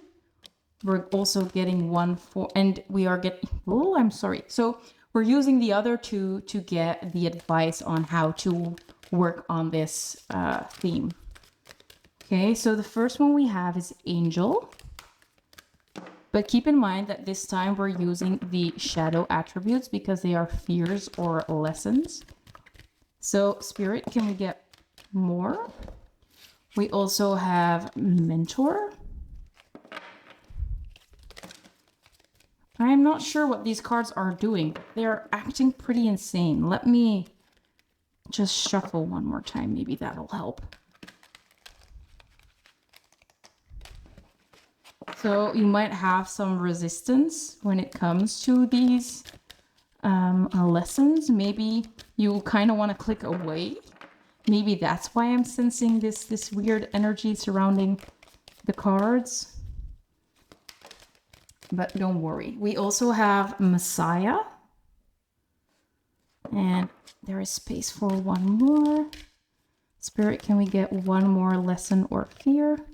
We have Midas or Miser. There we go. So now we're gonna look at some advice, or maybe we'll just read these first and then we'll start with the advice, because otherwise it might be a little bit too much at the same time. So the first one you guys have is Angel. And like I said, we're gonna take the shadow attribute. It says acting innocent or angelic to mislead others, falsely claiming to be in touch with angelic guidance. Then for the mentor, we have inability to allow the student to move on to the role of master, imparting false instruction. So with both of them, I feel like it's either one or the other. And I think it's quite clear which one is going to be for you. We also have the Messiah, and it says exaggerated belief that you are the only means through which a cause can succeed. And I'm seeing some kind of thread through these 3 cards or 4 cards. And we also have the Midas or Miser, and it says hoarding money and emotions, obsessive fear of losing your wealth. So let's start with the angel one. So it says acting innocent or angelic to mislead others, falsely claiming to be in touch with angelic guidance. So I think for practically all of you, it's going to be the acting innocent. Maybe not to actively mislead others, but it's like you're dumbing yourself down. I'm not sure how to say that. Like you're acting like you're less smart than you are because you don't want to scare people off, right? You're pretending to be maybe a little bit more stupid than you are, a little bit dumber than you are. I think that most of you are really educated or they have a lot of experience on specific topics, but it's like when it comes to certain people, maybe you're dumbing yourself down. For example, if you're dating someone during the date, you're not gonna talk about your specialty, or if you are, you're gonna just mention it very briefly, but you're gonna dim down the role that you play. For example, you have like a very high function in your company, and when you're on a date, you'll just say, yeah, I work at that company. And you kind of give them the idea that you might be like just starting out there, or you're just like someone who works there but doesn't have a lot of influence, but at the same time you like almost own the place, or you have like this huge role in that company. It's not that small, right? So it's like you're dimming yourself down for no reason except that you might feel like you might intimidate others, which is not true, right? Don't worry about that. But let's take a look at the next one, because we're going to look at the solutions for these next. So next up, we have that mentor. And it says inability to allow the student to move on to the role of master.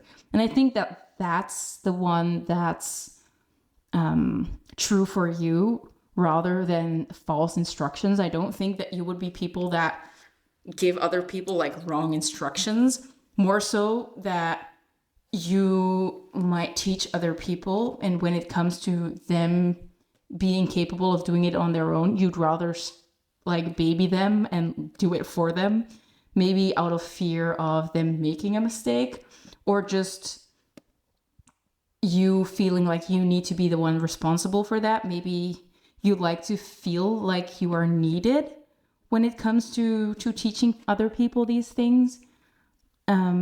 Or maybe just you don't want to lose that control. I think that might be true for quite a lot of you. So yeah, there is an inability to allow someone that you're teaching something to do it themselves, right? Or you feel like you always have to check up on them instead of trusting that now you have taught them everything and they can do it on their own, right? Might be a little bit of a micromanaging thing that's going on here. Let's take a look at the Messiah card next. So it says exaggerated belief that you are the only means through which a cause can succeed. Yeah. Like I said, this is a similar energy to that mentor card. It's like, it almost sounds like you believe that you are the only one that can do something, right? For example, if you have your own company or you have a big role in the company, it's like you want to micromanage everything. You want to do everything yourself because you think that if you ask someone else to do it, something might go wrong. And it's like you are the editor of a newspaper, for example, just an example. So you might be an editor of a newspaper, and instead of asking someone to take the pictures for you, you are adamant about taking all the pictures for the newspaper instead of letting other people take the pictures and you just picking the ones that you like. No, you have to take them all, because what if they have 0 pictures that could be usable, right? And this flows through in a lot of different things as well, right? But it's like it's very hard for you to loosen your grip or to loosen control or trust in the ability of others. And it's not something terrible, of course not. But I do think that it's very tiresome to want to do everything. And it's something that I do too. I must be honest. I do the same thing. I'm trying to like divide and conquer, ask other people to do the little things that I think they can do. And sometimes I just have to trust them. And if they mess up, I'll trust that I can figure it out. I can fix it, or they can fix it, or it's not the biggest like thing that it goes wrong, right? So yeah, you are not the only one that has to keep the company straight or that needs to keep the family together or anything like that. You can trust other people to like do their part. Now, next up, the last one for the lessons that you have is hoarding money and emotions, obsessive fear of losing your wealth. So this could be either one or both. It could be that you are very focused on material wealth and that you might be very fearful of losing what you have built. I feel for most of you, it's like you have a project that you're building and it's getting better and better. But at the same time, like we said with this micromanaging, the fear of messing it up is so big that you clench on to whatever you have. And it's very hard for you to let that money flow. If you hold that money so tight, it's very hard to get more of it because your hands are already full with the money that you have or the things that you have. And with the emotions, I think that it might be just a fear of once I let out these emotions, it's that they might overflow and I cannot stop myself. I cannot hold myself back anymore. And just like with money, if you're holding your emotions, the bomb is going to explode sometimes and it's not going to be pretty and it'll happen when you don't want it to happen, right? So it would be in your best interest to learn to unclench a little bit, to start feeling a little bit, or to try and go with your flow a little bit more.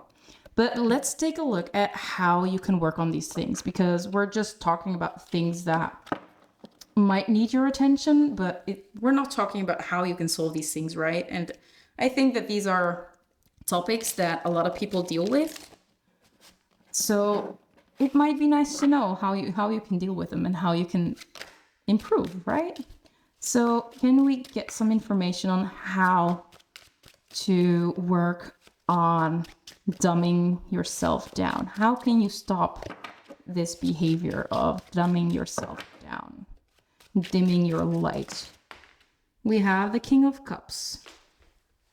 And a lot of cards fell on the floor. We also had the Fool flipping, and I kind of want to use it because, yeah, my eyes caught it, and I thought, yeah, I need that one.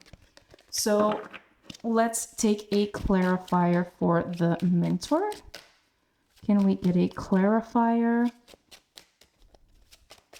for the Mentor? How can we deal with this energy? How can we deal with this energy? We have the Eight of Swords. And we have the Six of Pentacles. And again, I feel like I have to keep both. Maybe I can move everything up a little bit so we have enough space. Because there are more cards coming as well. So let's see. I hope these other cards are just getting one because we're running out of space. There we go. So let's get a clarifier for the Messiah. So what will help with this energy? We have the Star, Faith, and the last one. Can we get a clarifier for Midas or Miser? If you want, you can fast forward if you think this is taking too long. We have Justice. I like that.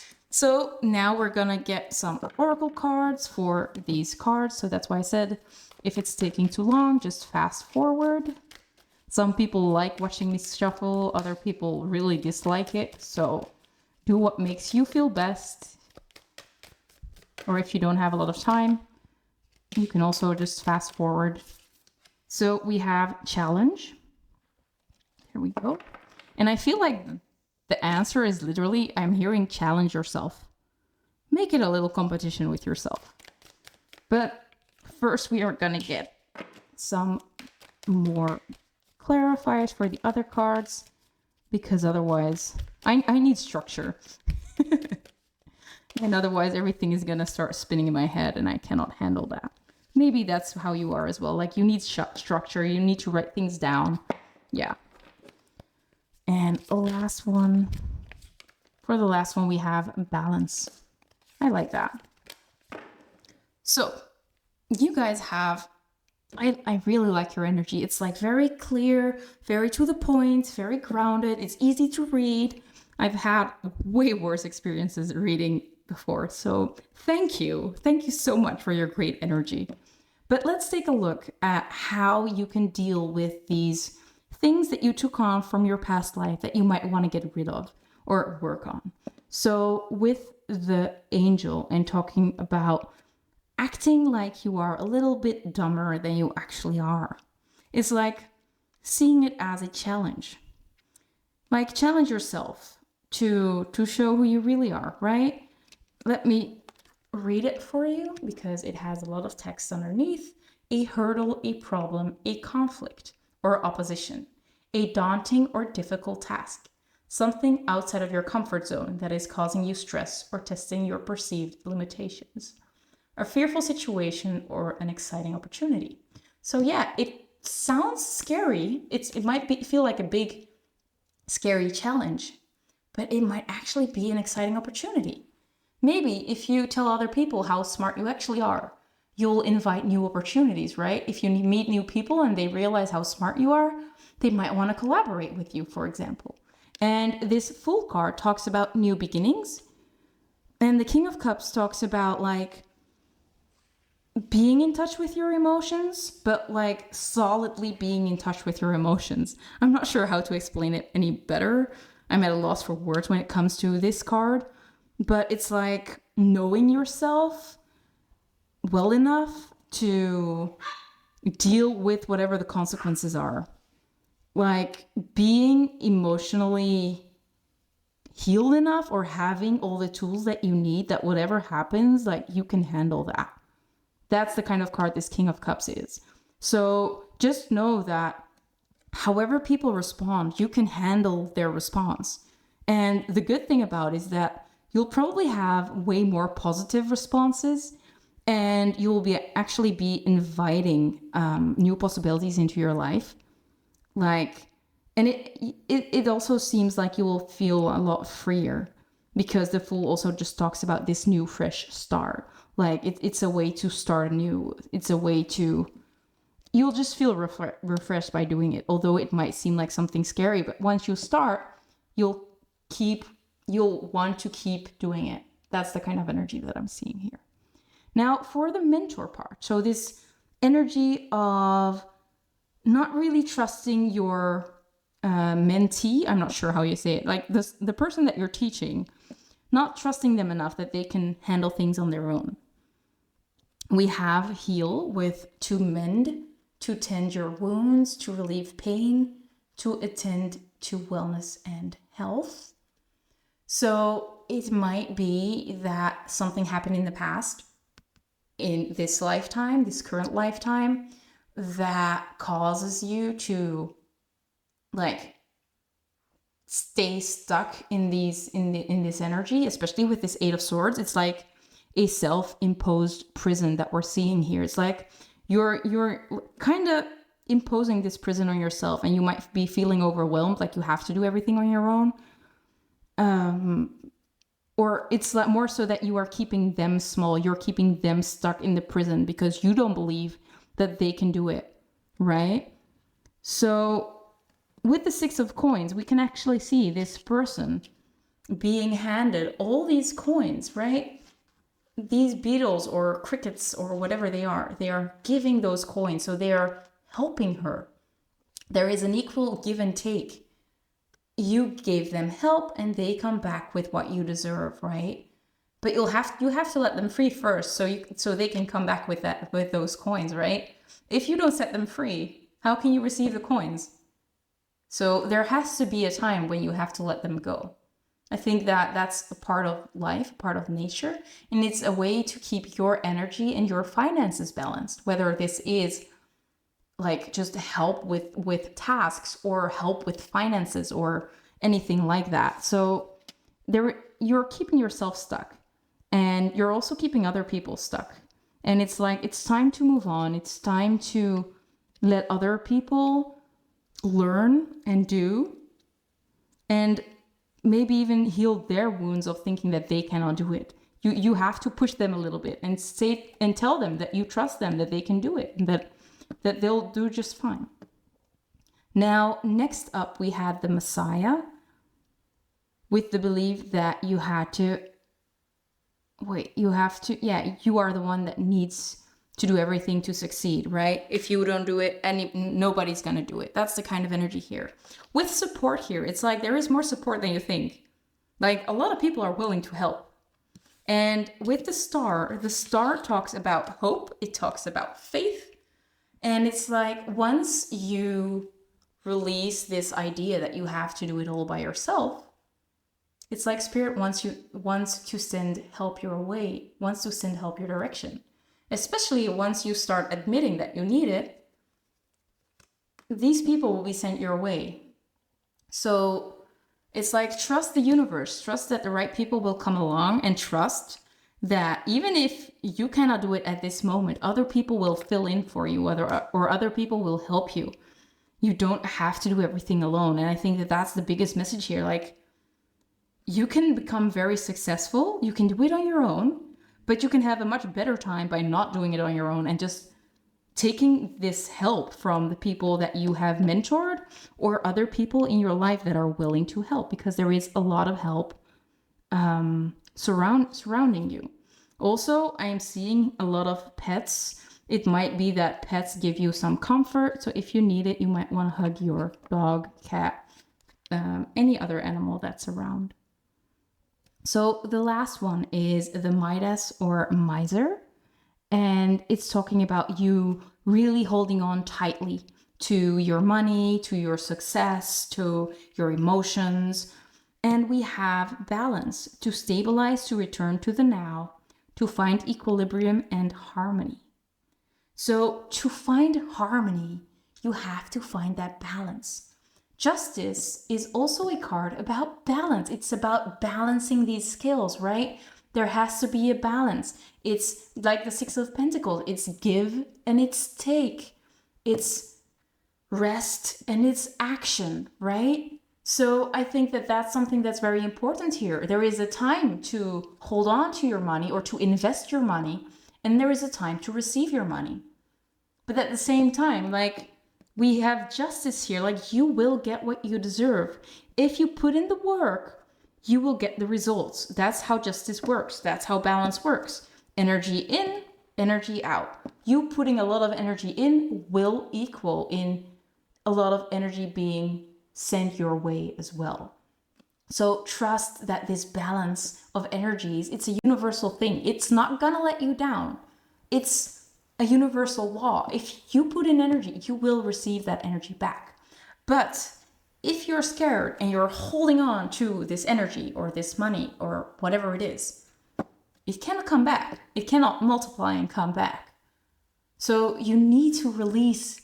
You need to release. You need to invest. You need to try something new instead of holding so tightly, because you're missing out on a lot of abundance or a lot of joy or whatever this thing is that you're holding on to. You can have more of it by letting go a little bit.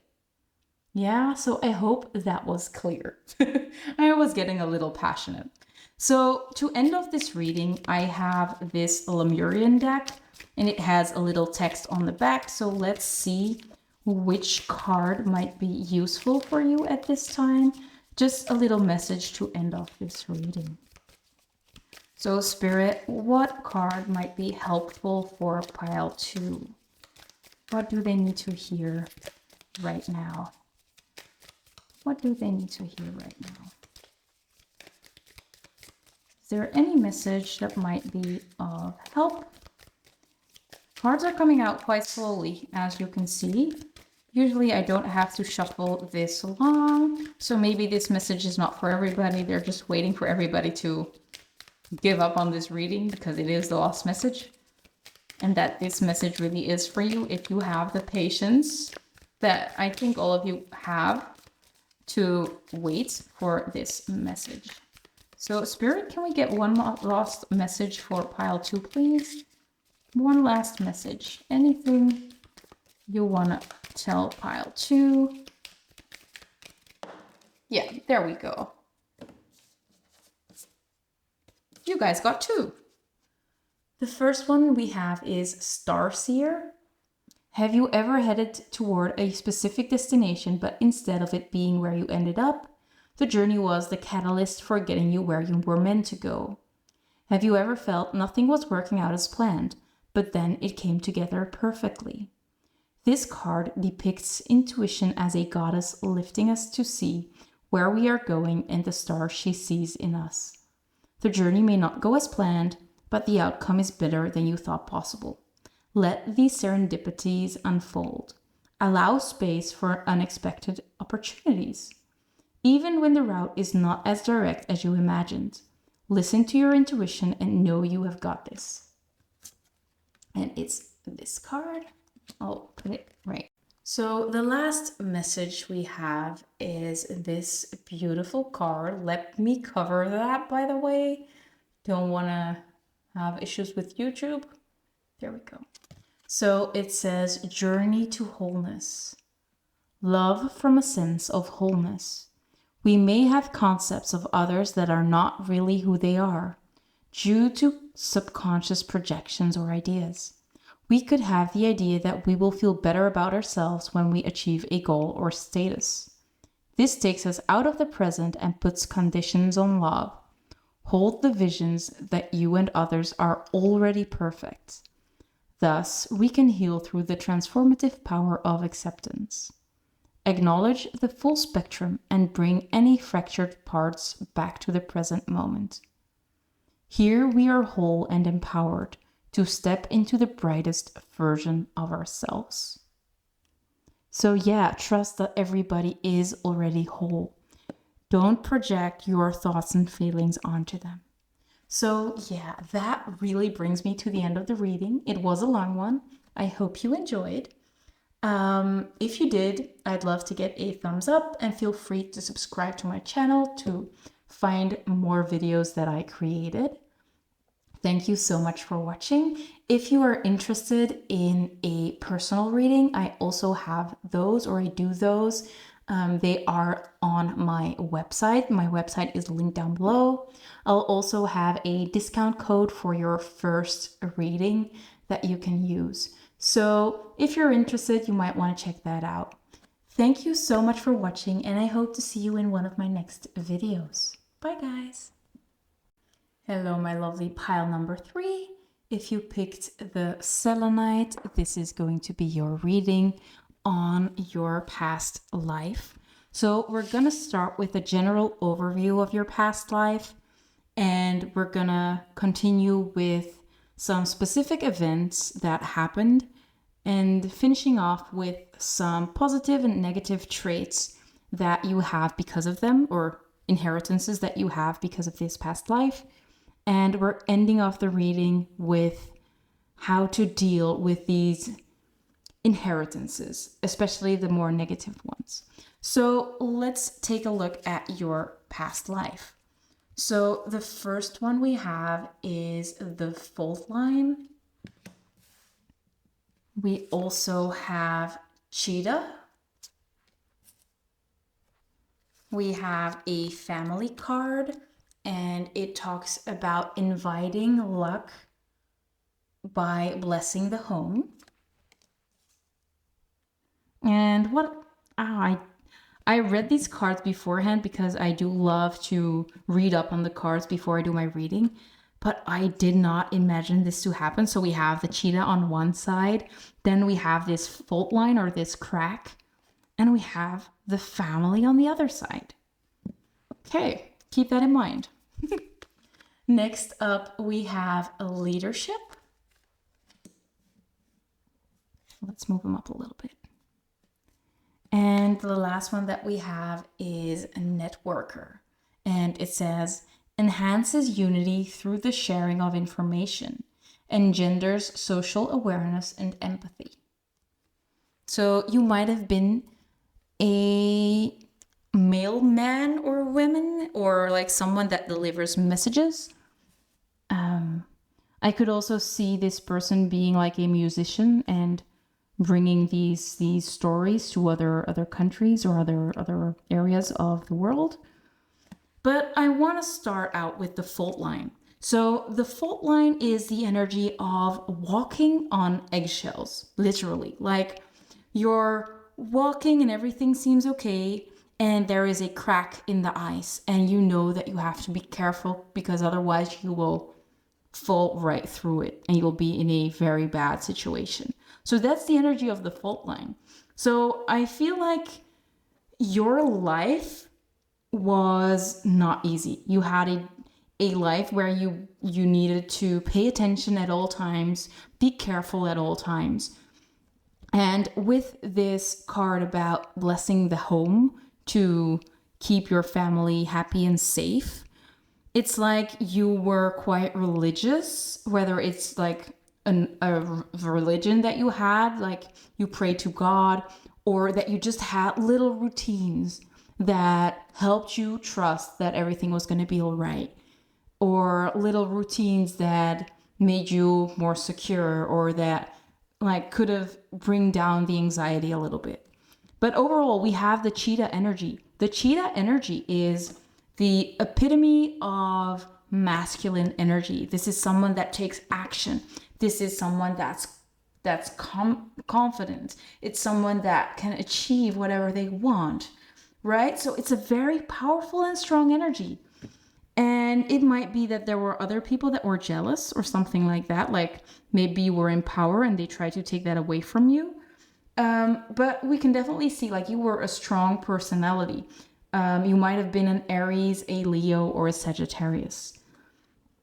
But yeah, like you could achieve anything, although you were sometimes walking on eggshells. So maybe you were someone that like you tried anything, right? You might get away with stealing from somebody just because you wanted a certain item. Maybe that's why you needed to walk on eggshells, because you felt like people are going to figure out I did something sooner or later, and I need to watch my back, right? Or you're trying to broaden your empire and I need to watch my back because, people are not always happy when you take their stuff.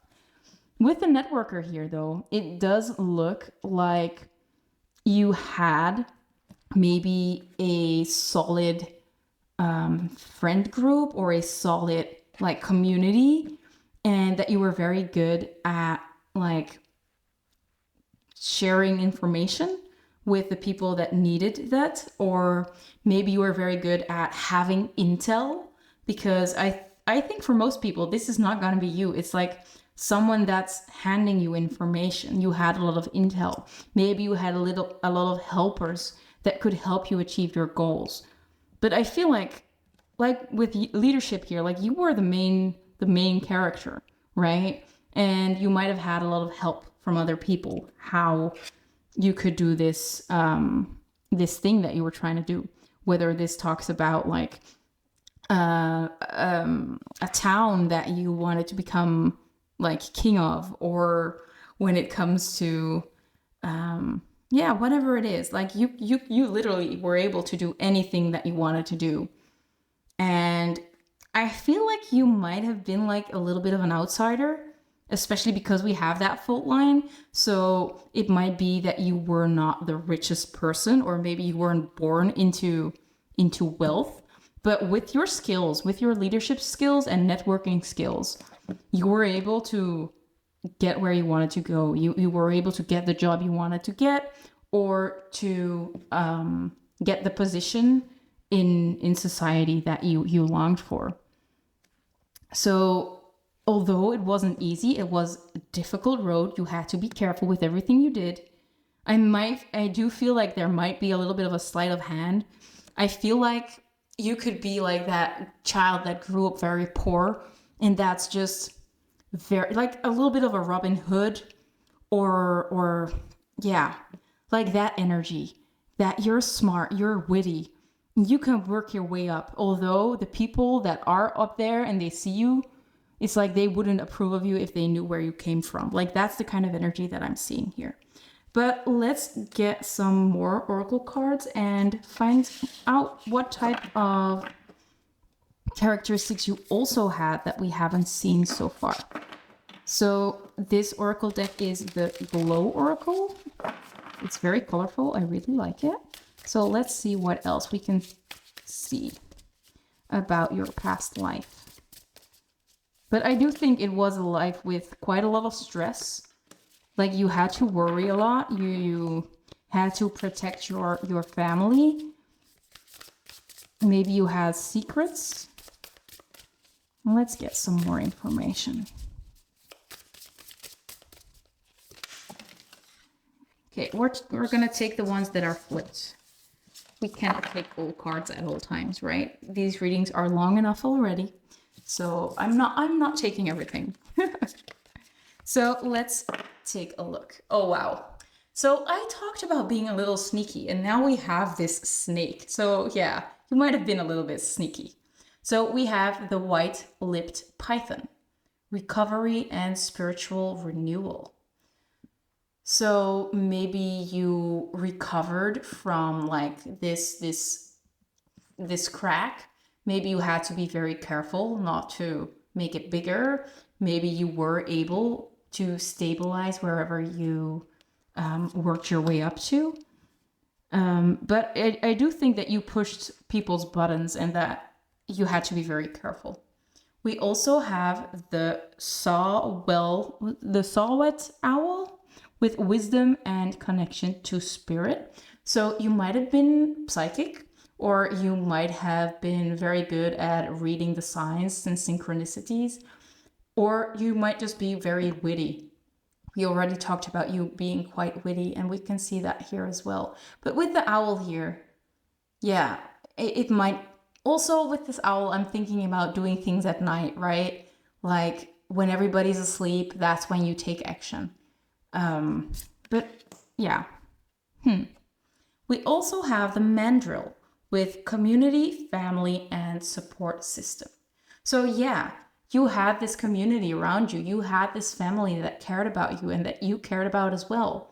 And I think that you wouldn't have achieved what you had achieved if you wouldn't have them around. So I do think that friends and family was something that was very important in this past life, and it might still be very important in this life. But you did get a lot of support, and I think that, especially with spiritual renewal and connection to spirit, that like you had some religion that was very important, or rituals that really helped you, or connection to literally to spirit. Maybe you were telepathic, or you could communicate telepathically, or you had clairvoyance, clairaudience. It does seem like you had a lot of help, whether it was behind the scenes or from friends and family. So that's the main energy that we're seeing here. Let's take a look at these two events. I'm going to take just two events that really changed, or that had a big impact on this past life, as well as have caused maybe some things to come through in this life as well. So let me remove these and let's take a look at that.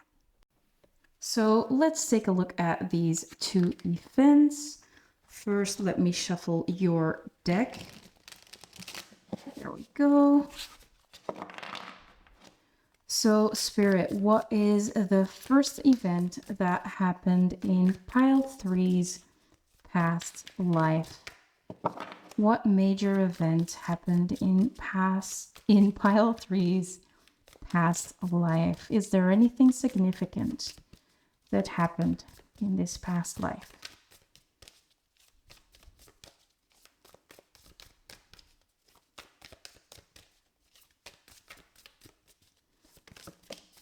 go. We actually have two cards. We have the Knight of Pentacles and we have the Hierophant. Now let's take a look at the second event that happened in your past life that had a big influence on you. So what is the next one? Spirit, can we get some information on this second event?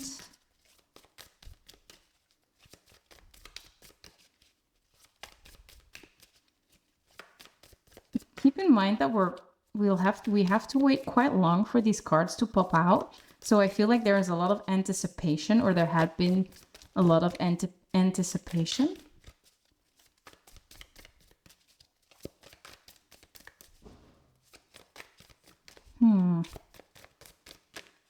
We have the Ten of Pentacles, more about family and abundance. Then we get one more for the second event, or a clarifier. If you are impatient, you can always scroll a little forward until we have all these cards.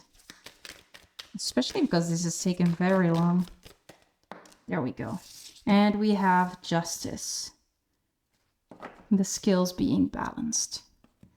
Now let me get clarifiers for these so we can get a clarifier for the Knight of Pentacles.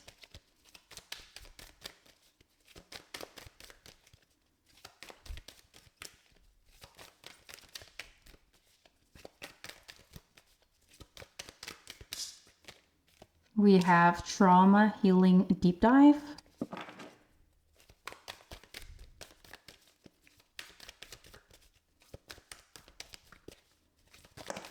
We have Support and this opinion card. I'm gonna leave it like this because it did come out like that. I think that's important. Now let's get a clarifier for this Ten of Pentacles.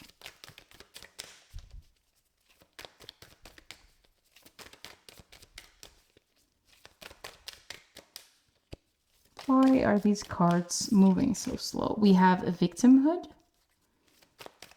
And can we get a clarifier for Justice? We have Karma.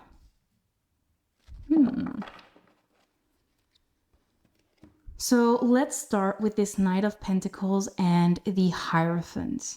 So the Hierophant can indicate an institution, or it can it can show like a hierarchy.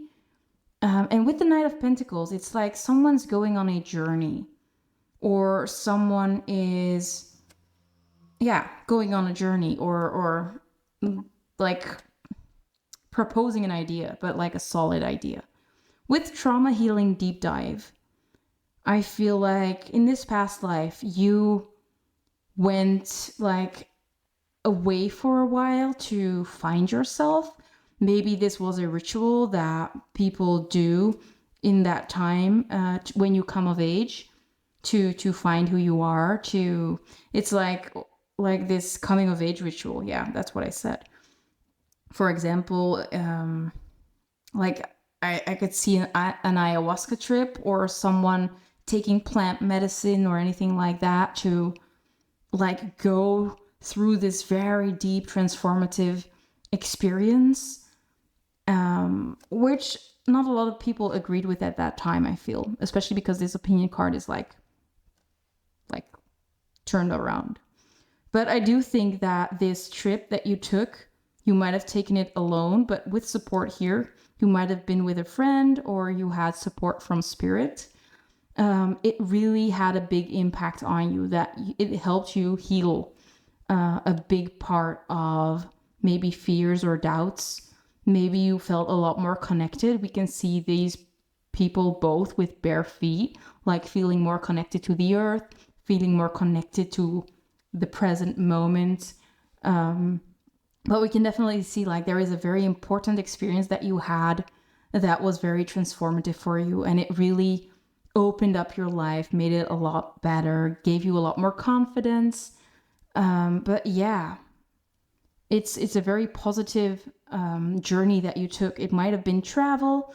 Maybe you traveled the world giving other people messages, for example, like you had to spread your beliefs or something like that. Maybe it was for the church or it was for something else.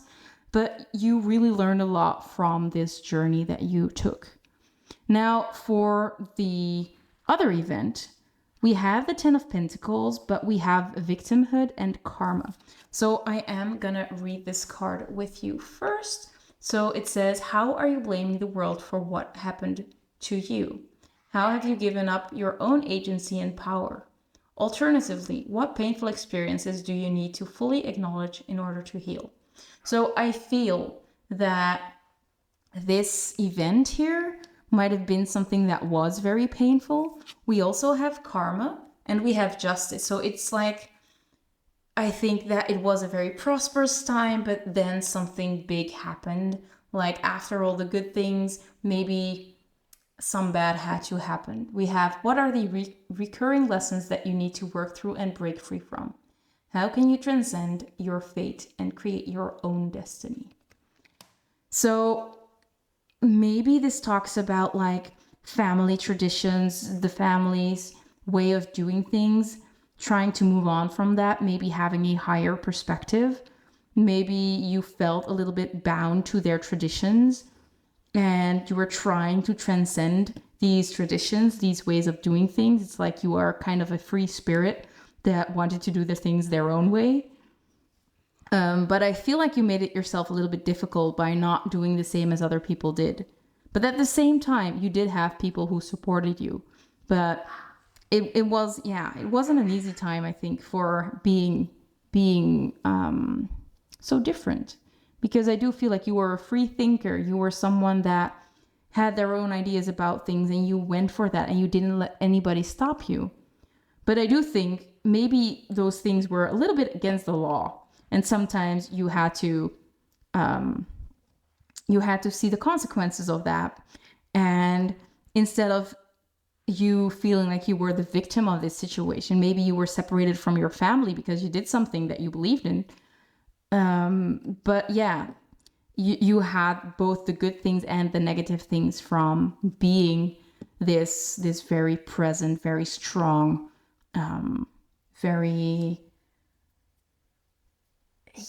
you were a very powerful person. You had a lot of masculine energy. I think for most of you, you were a guy or a man. But yeah, you might have been through some difficulties because you were a little bit stubborn, a little bit like my way or the highway. I think that's the kind of energy that we're seeing here. So that's it for these two situations. One is a little bit more concrete. The other one is a little bit more like this could have happened throughout this life. It doesn't have to be a one-time occurrence. But I do think that like getting repercuted for whatever you have done, that might have an influence on this life right now.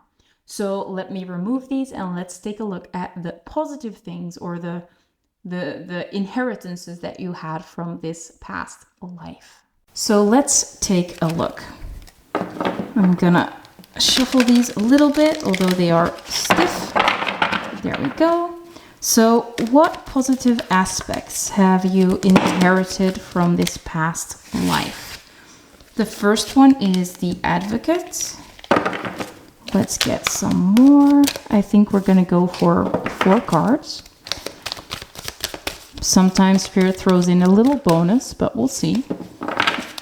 So what else do you have? For pile 3, what else did they inherit from this past life?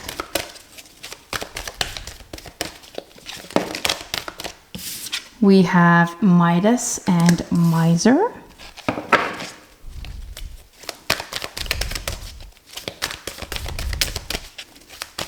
Can we get more for pile 3?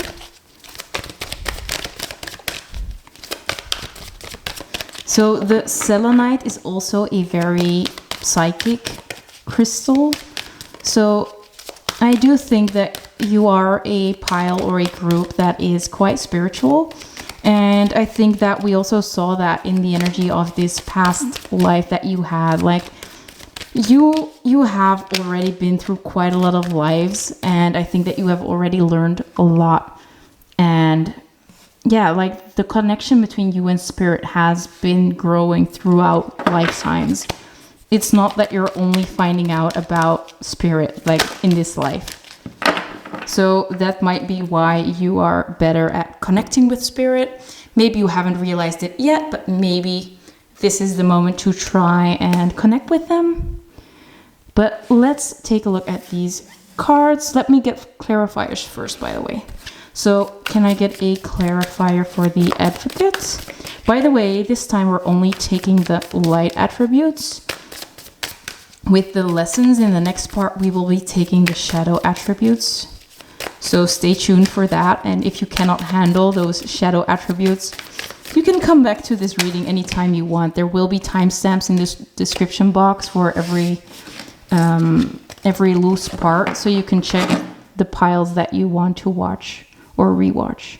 So we have the High Priestess. Yeah, like I said, I'm getting these very strong vibes of someone that's highly psychic, or someone that's just very connected and in tune with the divine, with themselves, with their emotions. We also have the Four of Cups. Can we get a clarifier for the Bully, please?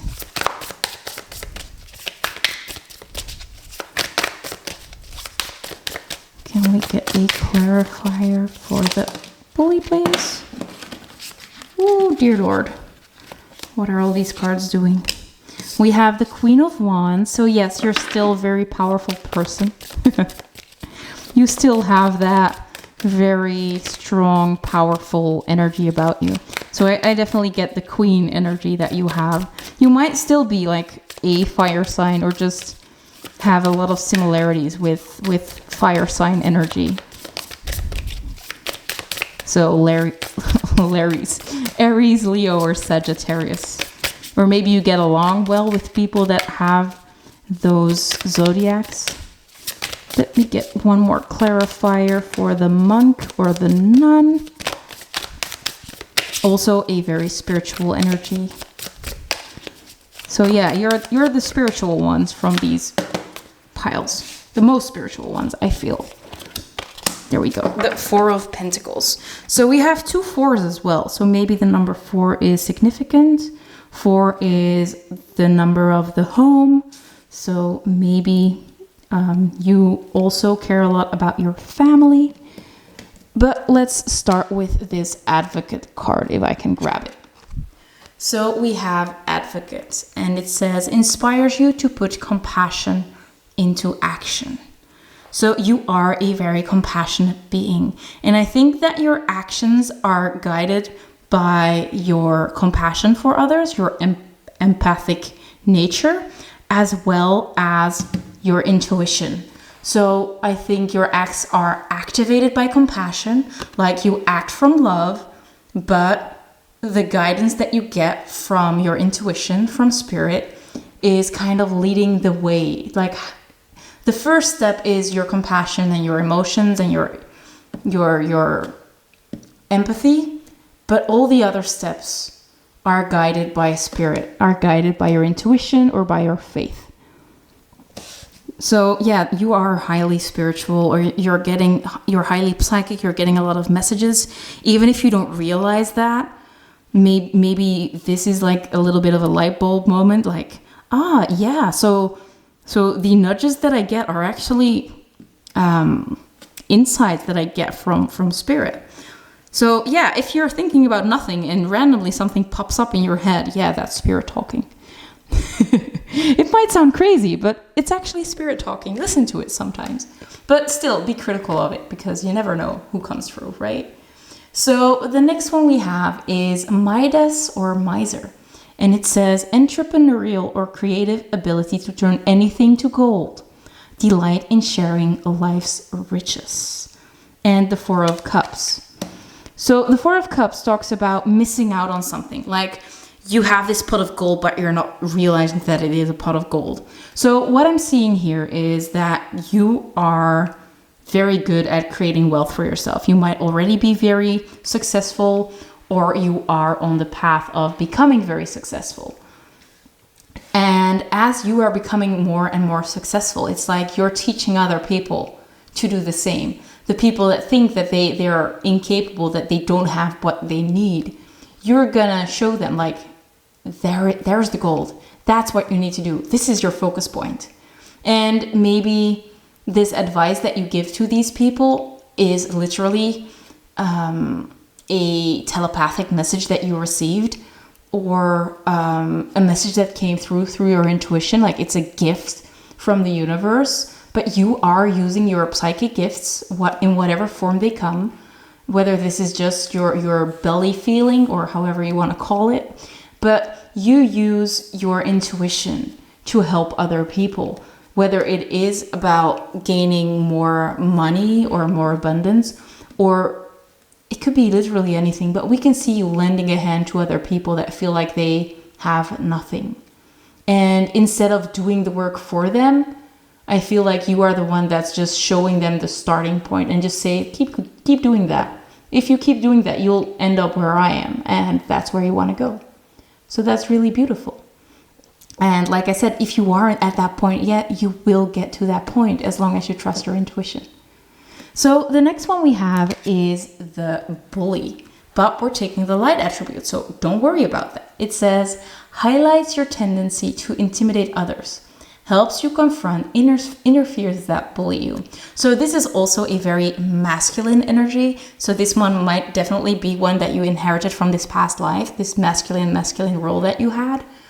But it's like you can be intimidating to others, but that's nothing bad, right? You can be intimidating because you are so focused, so dedicated, so powerful. But at the same time, you also use that power to question yourself every now and then, to question your fears, to help you overcome these fears that might be holding you stuck. Especially with this Queen of Wands, it's more so an energy of, I've got this, right? I am that girl, or I am that boy, whatever you are, or whoever you are. It doesn't really matter. But it's like, you are not afraid to like tell your inner fears. No, you're not afraid to like challenge them, to try and see what it's going to do. For example, you love singing, but you are afraid to perform. Instead of never performing ever again, or never performing in general, you're like, this is a challenge. Can I try it? I'll just push myself. Like I'll force myself to go somewhere that I cannot say no, or I'll bring a friend that will make sure that I'll do it, because in the end, it's better for me to do so. It's better for me to conquer that fear than to keep myself small. You are someone that's not afraid of expanding. You are someone that is not afraid to be seen. Or maybe at this point you are, but you are getting to a point where you're confronting that fear of being seen so you can be seen in the future. Now, for the last part of your positive inherited traits, we have the monk or nun, and it says selfless devotion and single-minded dedication to spirit.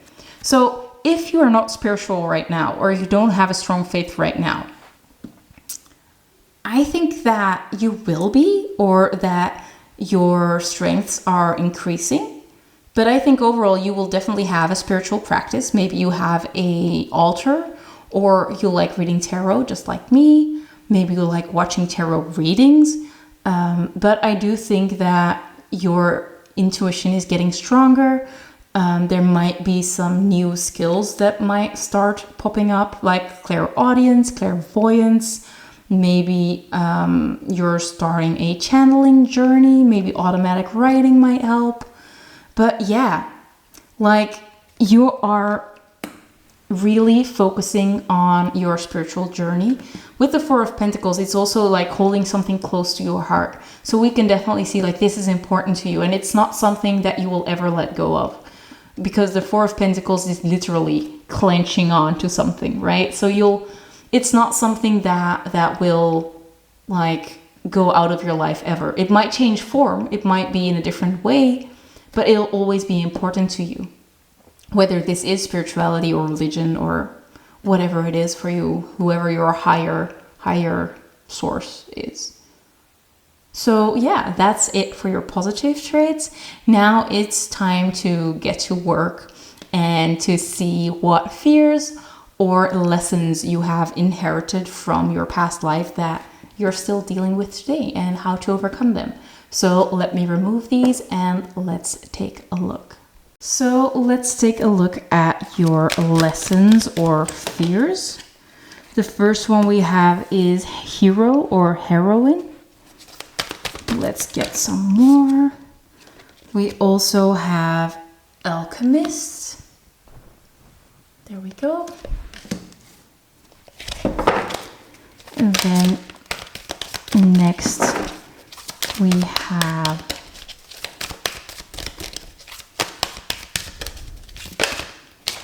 have storyteller. We will read them in a minute. And the last one we have, there it goes, is the scribe. There we go. So let's start out with these three and then we'll dig into how to deal with this or how to clear this out or what you can do about it. So with the hero or heroine, sorry for the glare, we have escapism and a false sense of heroism. So it sounds like you might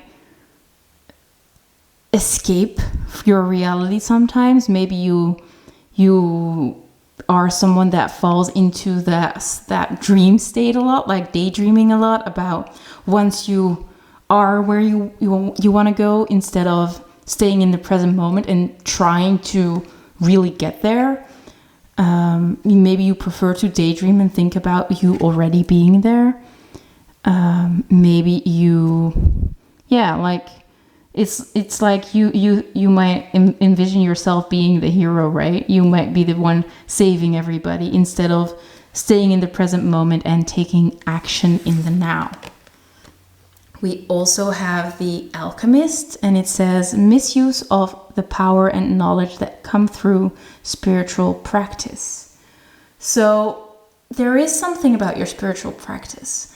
Maybe this talks about, for example, if you can read tarot, there is some sort of code that you don't read people if they don't want to be read. You have to ask for permission. For example, maybe you are very good at reading other people's auras. You're not supposed to read people's auras unasked, right? Like that type of thing. Like maybe you are disregarding other people's privacy a little bit. So be mindful of your practice. Maybe you are casting spells. Maybe, I mean, it could be literally anything. I'm thinking about like love spells without someone's permission or something like that, right? Or like trying to influence somebody else or reading someone without their permission or tapping into their feelings without them wanting that, right? It's, for example, if you are really focusing on somebody, you can really enter their energy field. And sometimes that's not really wanted, right? So instead of like really focusing on them and picking up on their thoughts, you might just want to send them a message. Hey, how are you doing? If they don't respond, you might need to take it as it is and focus on something else, right? That's the kind of thing that I'm seeing here. Ooh. We also have the storyteller, and it says making up tales that harm others. So maybe this is a little bit of a grandiosity thing, or you just like to embellish stories to make it more interesting. I'm not sure about this one. Maybe you like to, if there's someone you don't like, maybe you like to tell them like to tell stories about them that aren't true. I'm not really sure what this is about, but I feel more so it's a confidence thing, that telling these stories gives you more confidence. So maybe these stories are about you and things that you say that you've done, or things like that. If this might not be for everybody, take it as it resonates, but there might be a reason why this is coming up. Maybe I'm just not seeing what this is about, but you will probably know. We also have the scribe, and it says altering facts or plagiarizing others' work. So again, something about altering facts. I'm not saying you are a liar. I don't want to say that you're a liar, but there might be something going on around not telling the truth, bending the truth, like just not saying anything, not denying anything. Yeah, I don't know. So let's see how you can deal with these energies. So we have the Four of Pentacles again for the hero and heroine. Now let's get one for the alchemist. By the way, I'm not trying to attack you. Don't think that I'm mad at you or think any less of you because these aspects are showing up. Okay? I still love you. I still care about you. You should love yourself. You shouldn't shame yourself at all for these things. Like we said, it stems from your past life. And these are things that you might want to clear. But it's not your fault that you have these things. But it is up to you to make a change and to try and, do something about it, right? So if it's getting a little bit too much, you can always press pause, or you can come back later. Do whatever feels best for you. I will be putting the timestamps in the description box for every section, so it's easier to rewatch at a later time. Let's get some clarifiers.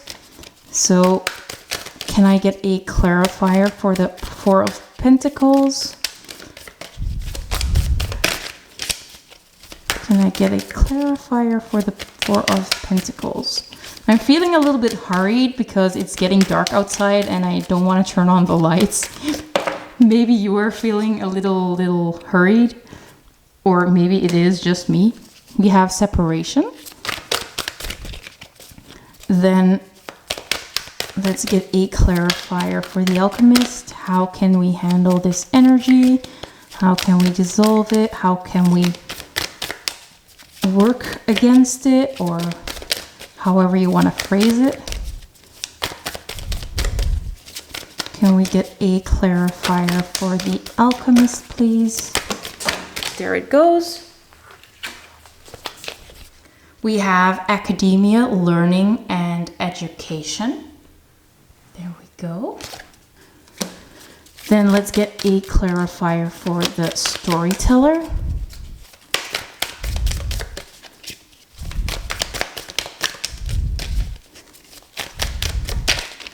We have heal. Yeah, I thought so.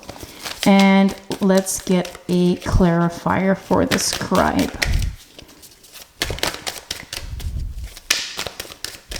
Can we get a clarifier for the scribe, please?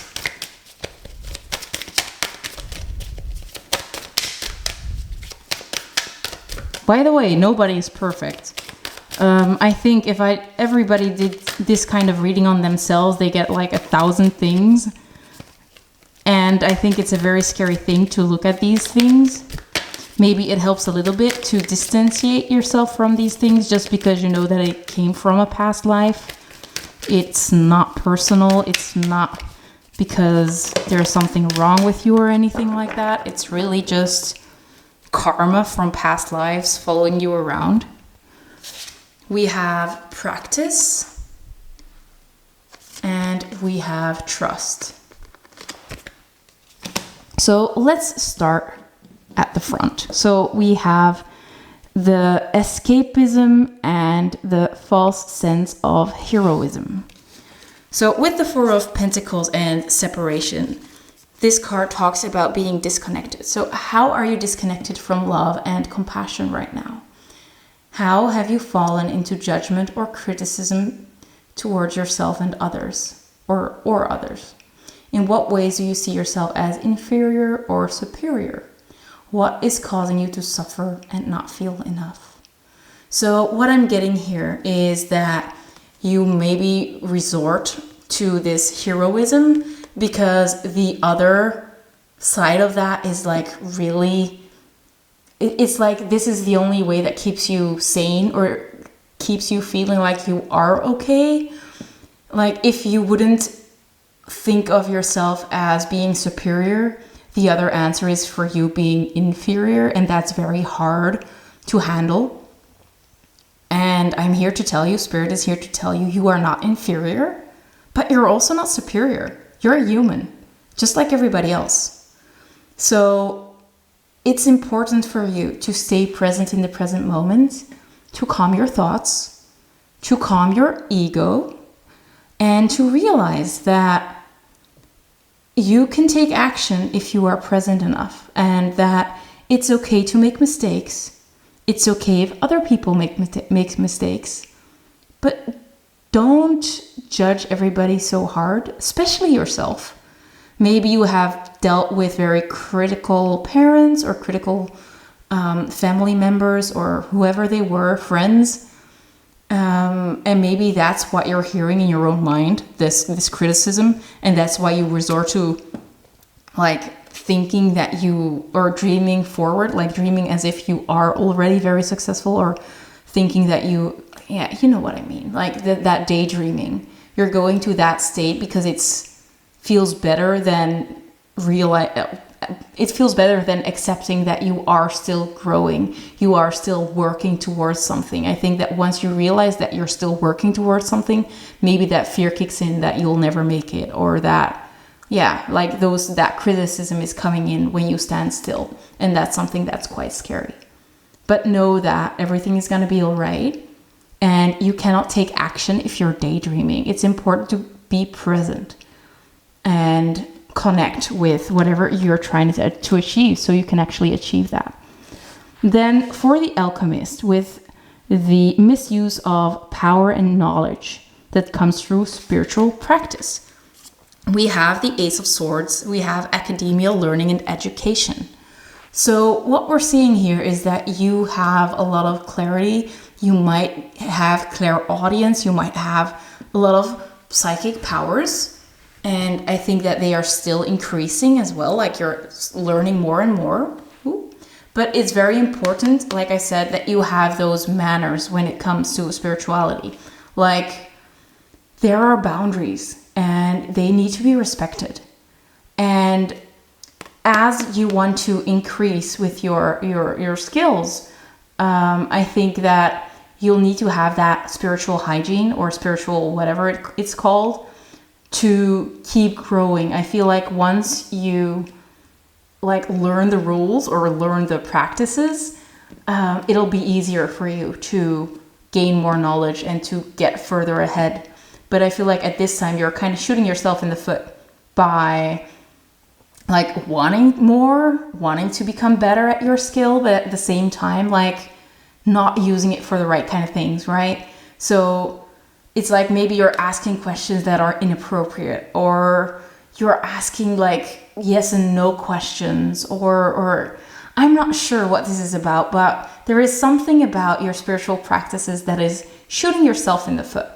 And as you continue to grow, I think that you will automatically grow out of that.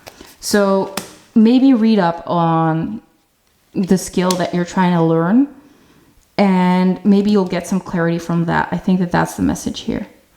Now, next up, we have that storyteller about maybe feeding people false information, or let me see. So yeah, telling stories that are not necessarily true. And what we're seeing here is the Ten of Swords. The Ten of Swords talks about like deep, deep fear, setting your fear free. So with heal, to mend, to tend your wounds, to relieve pain, to attend to wellness and health. I feel like it's very important for you to deal with your anxiety. I think that this is mostly anxiety driven. This maybe making your life more interesting than it truly is, or whatever this thing is. So it's very important to look at your fears, at them straight in the eye, because I think we saw that you are very capable of doing that.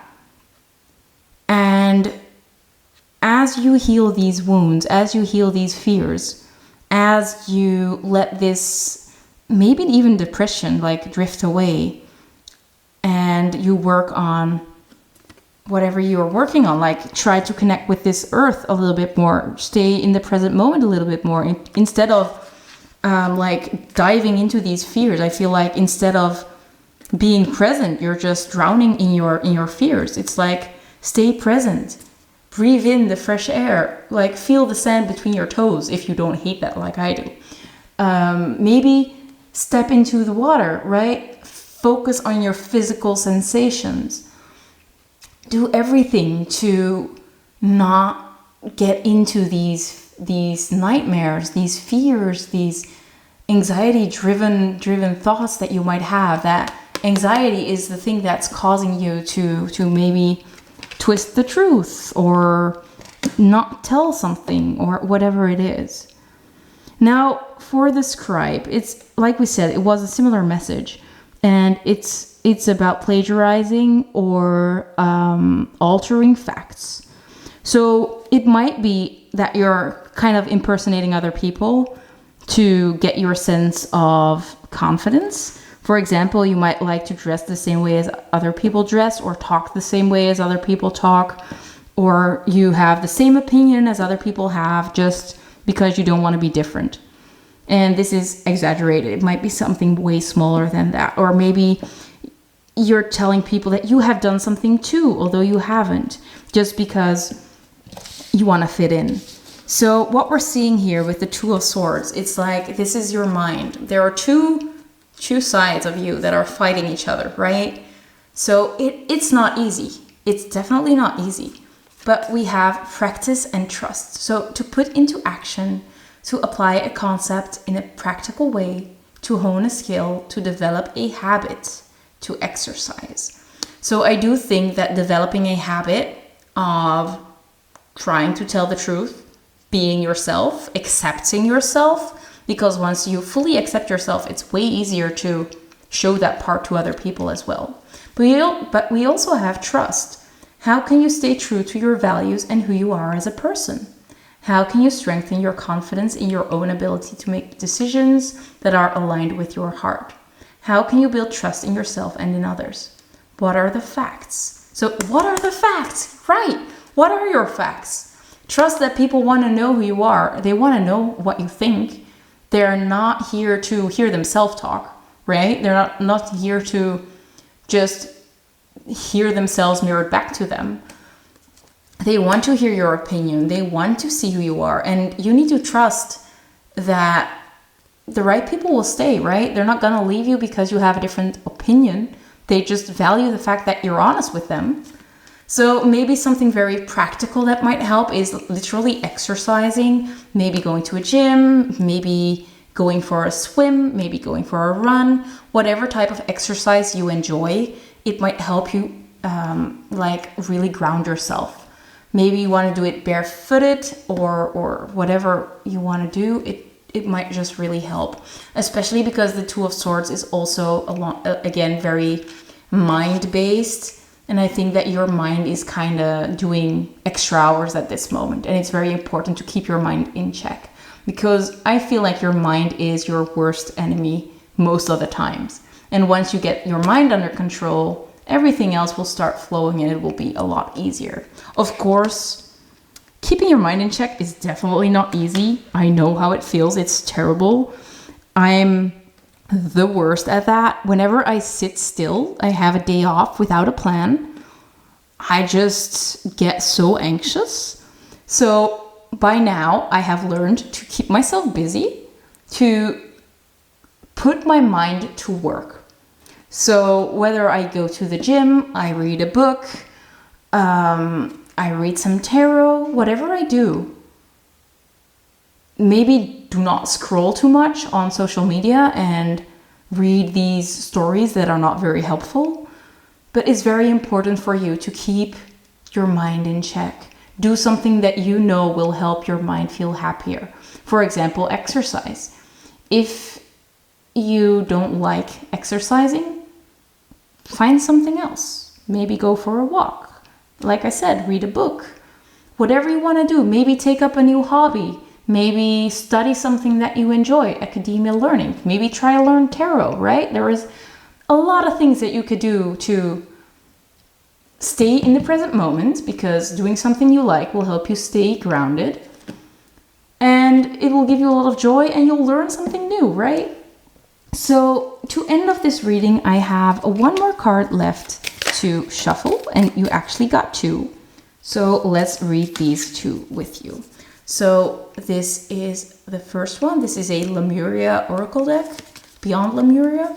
It says High Heart Chakra, Ecstatic Bliss. This card taps into the blissful oneness we feel as we drop our edges and protective containers. This is the place where we feel held and seen, enough to flow into oneness, where the eternal part of me meets the eternal part of you. This is the selfless state where our higher selves commune, for illuminating perspective on how we share, gift, and lift others in our joyful overflow. Consider your life purpose by exploring what allows you to give in joy. So whatever you love to do more of it, because it might have to do with your life purpose. The last one, because you guys got one extra, is Life Force Energy. Revel in the bliss of being alive.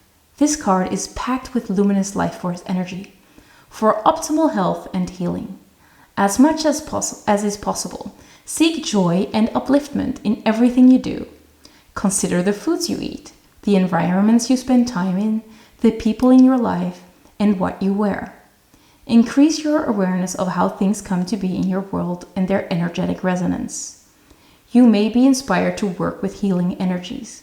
With the land, perhaps to grow vegetables. You are encouraged to joyously make your life a piece of Eden. As a result, you will shine with vitality. So something that also comes up is that you are just really, really sensitive. And this sensitivity is probably heightened as you grow in your psychic abilities. You'll just be more susceptible for other energies. And I think that that's something that you need to take care of more and more as you grow in your skill. Like I said, that grounding might help. Doing things you really enjoy might help. But be mindful of that, because other people's energy really do affect you quite a bit. So yeah, that brings me to the end of the reading. I really hope you guys enjoyed, and I hope to see you in one of my next videos. If you're interested in a personal reading, I also offer those on my website. My website is linked down below. There is also a discount code for 10% off on your first reading. So thank you so much for watching, and I hope to see you in one of my next videos. Bye guys!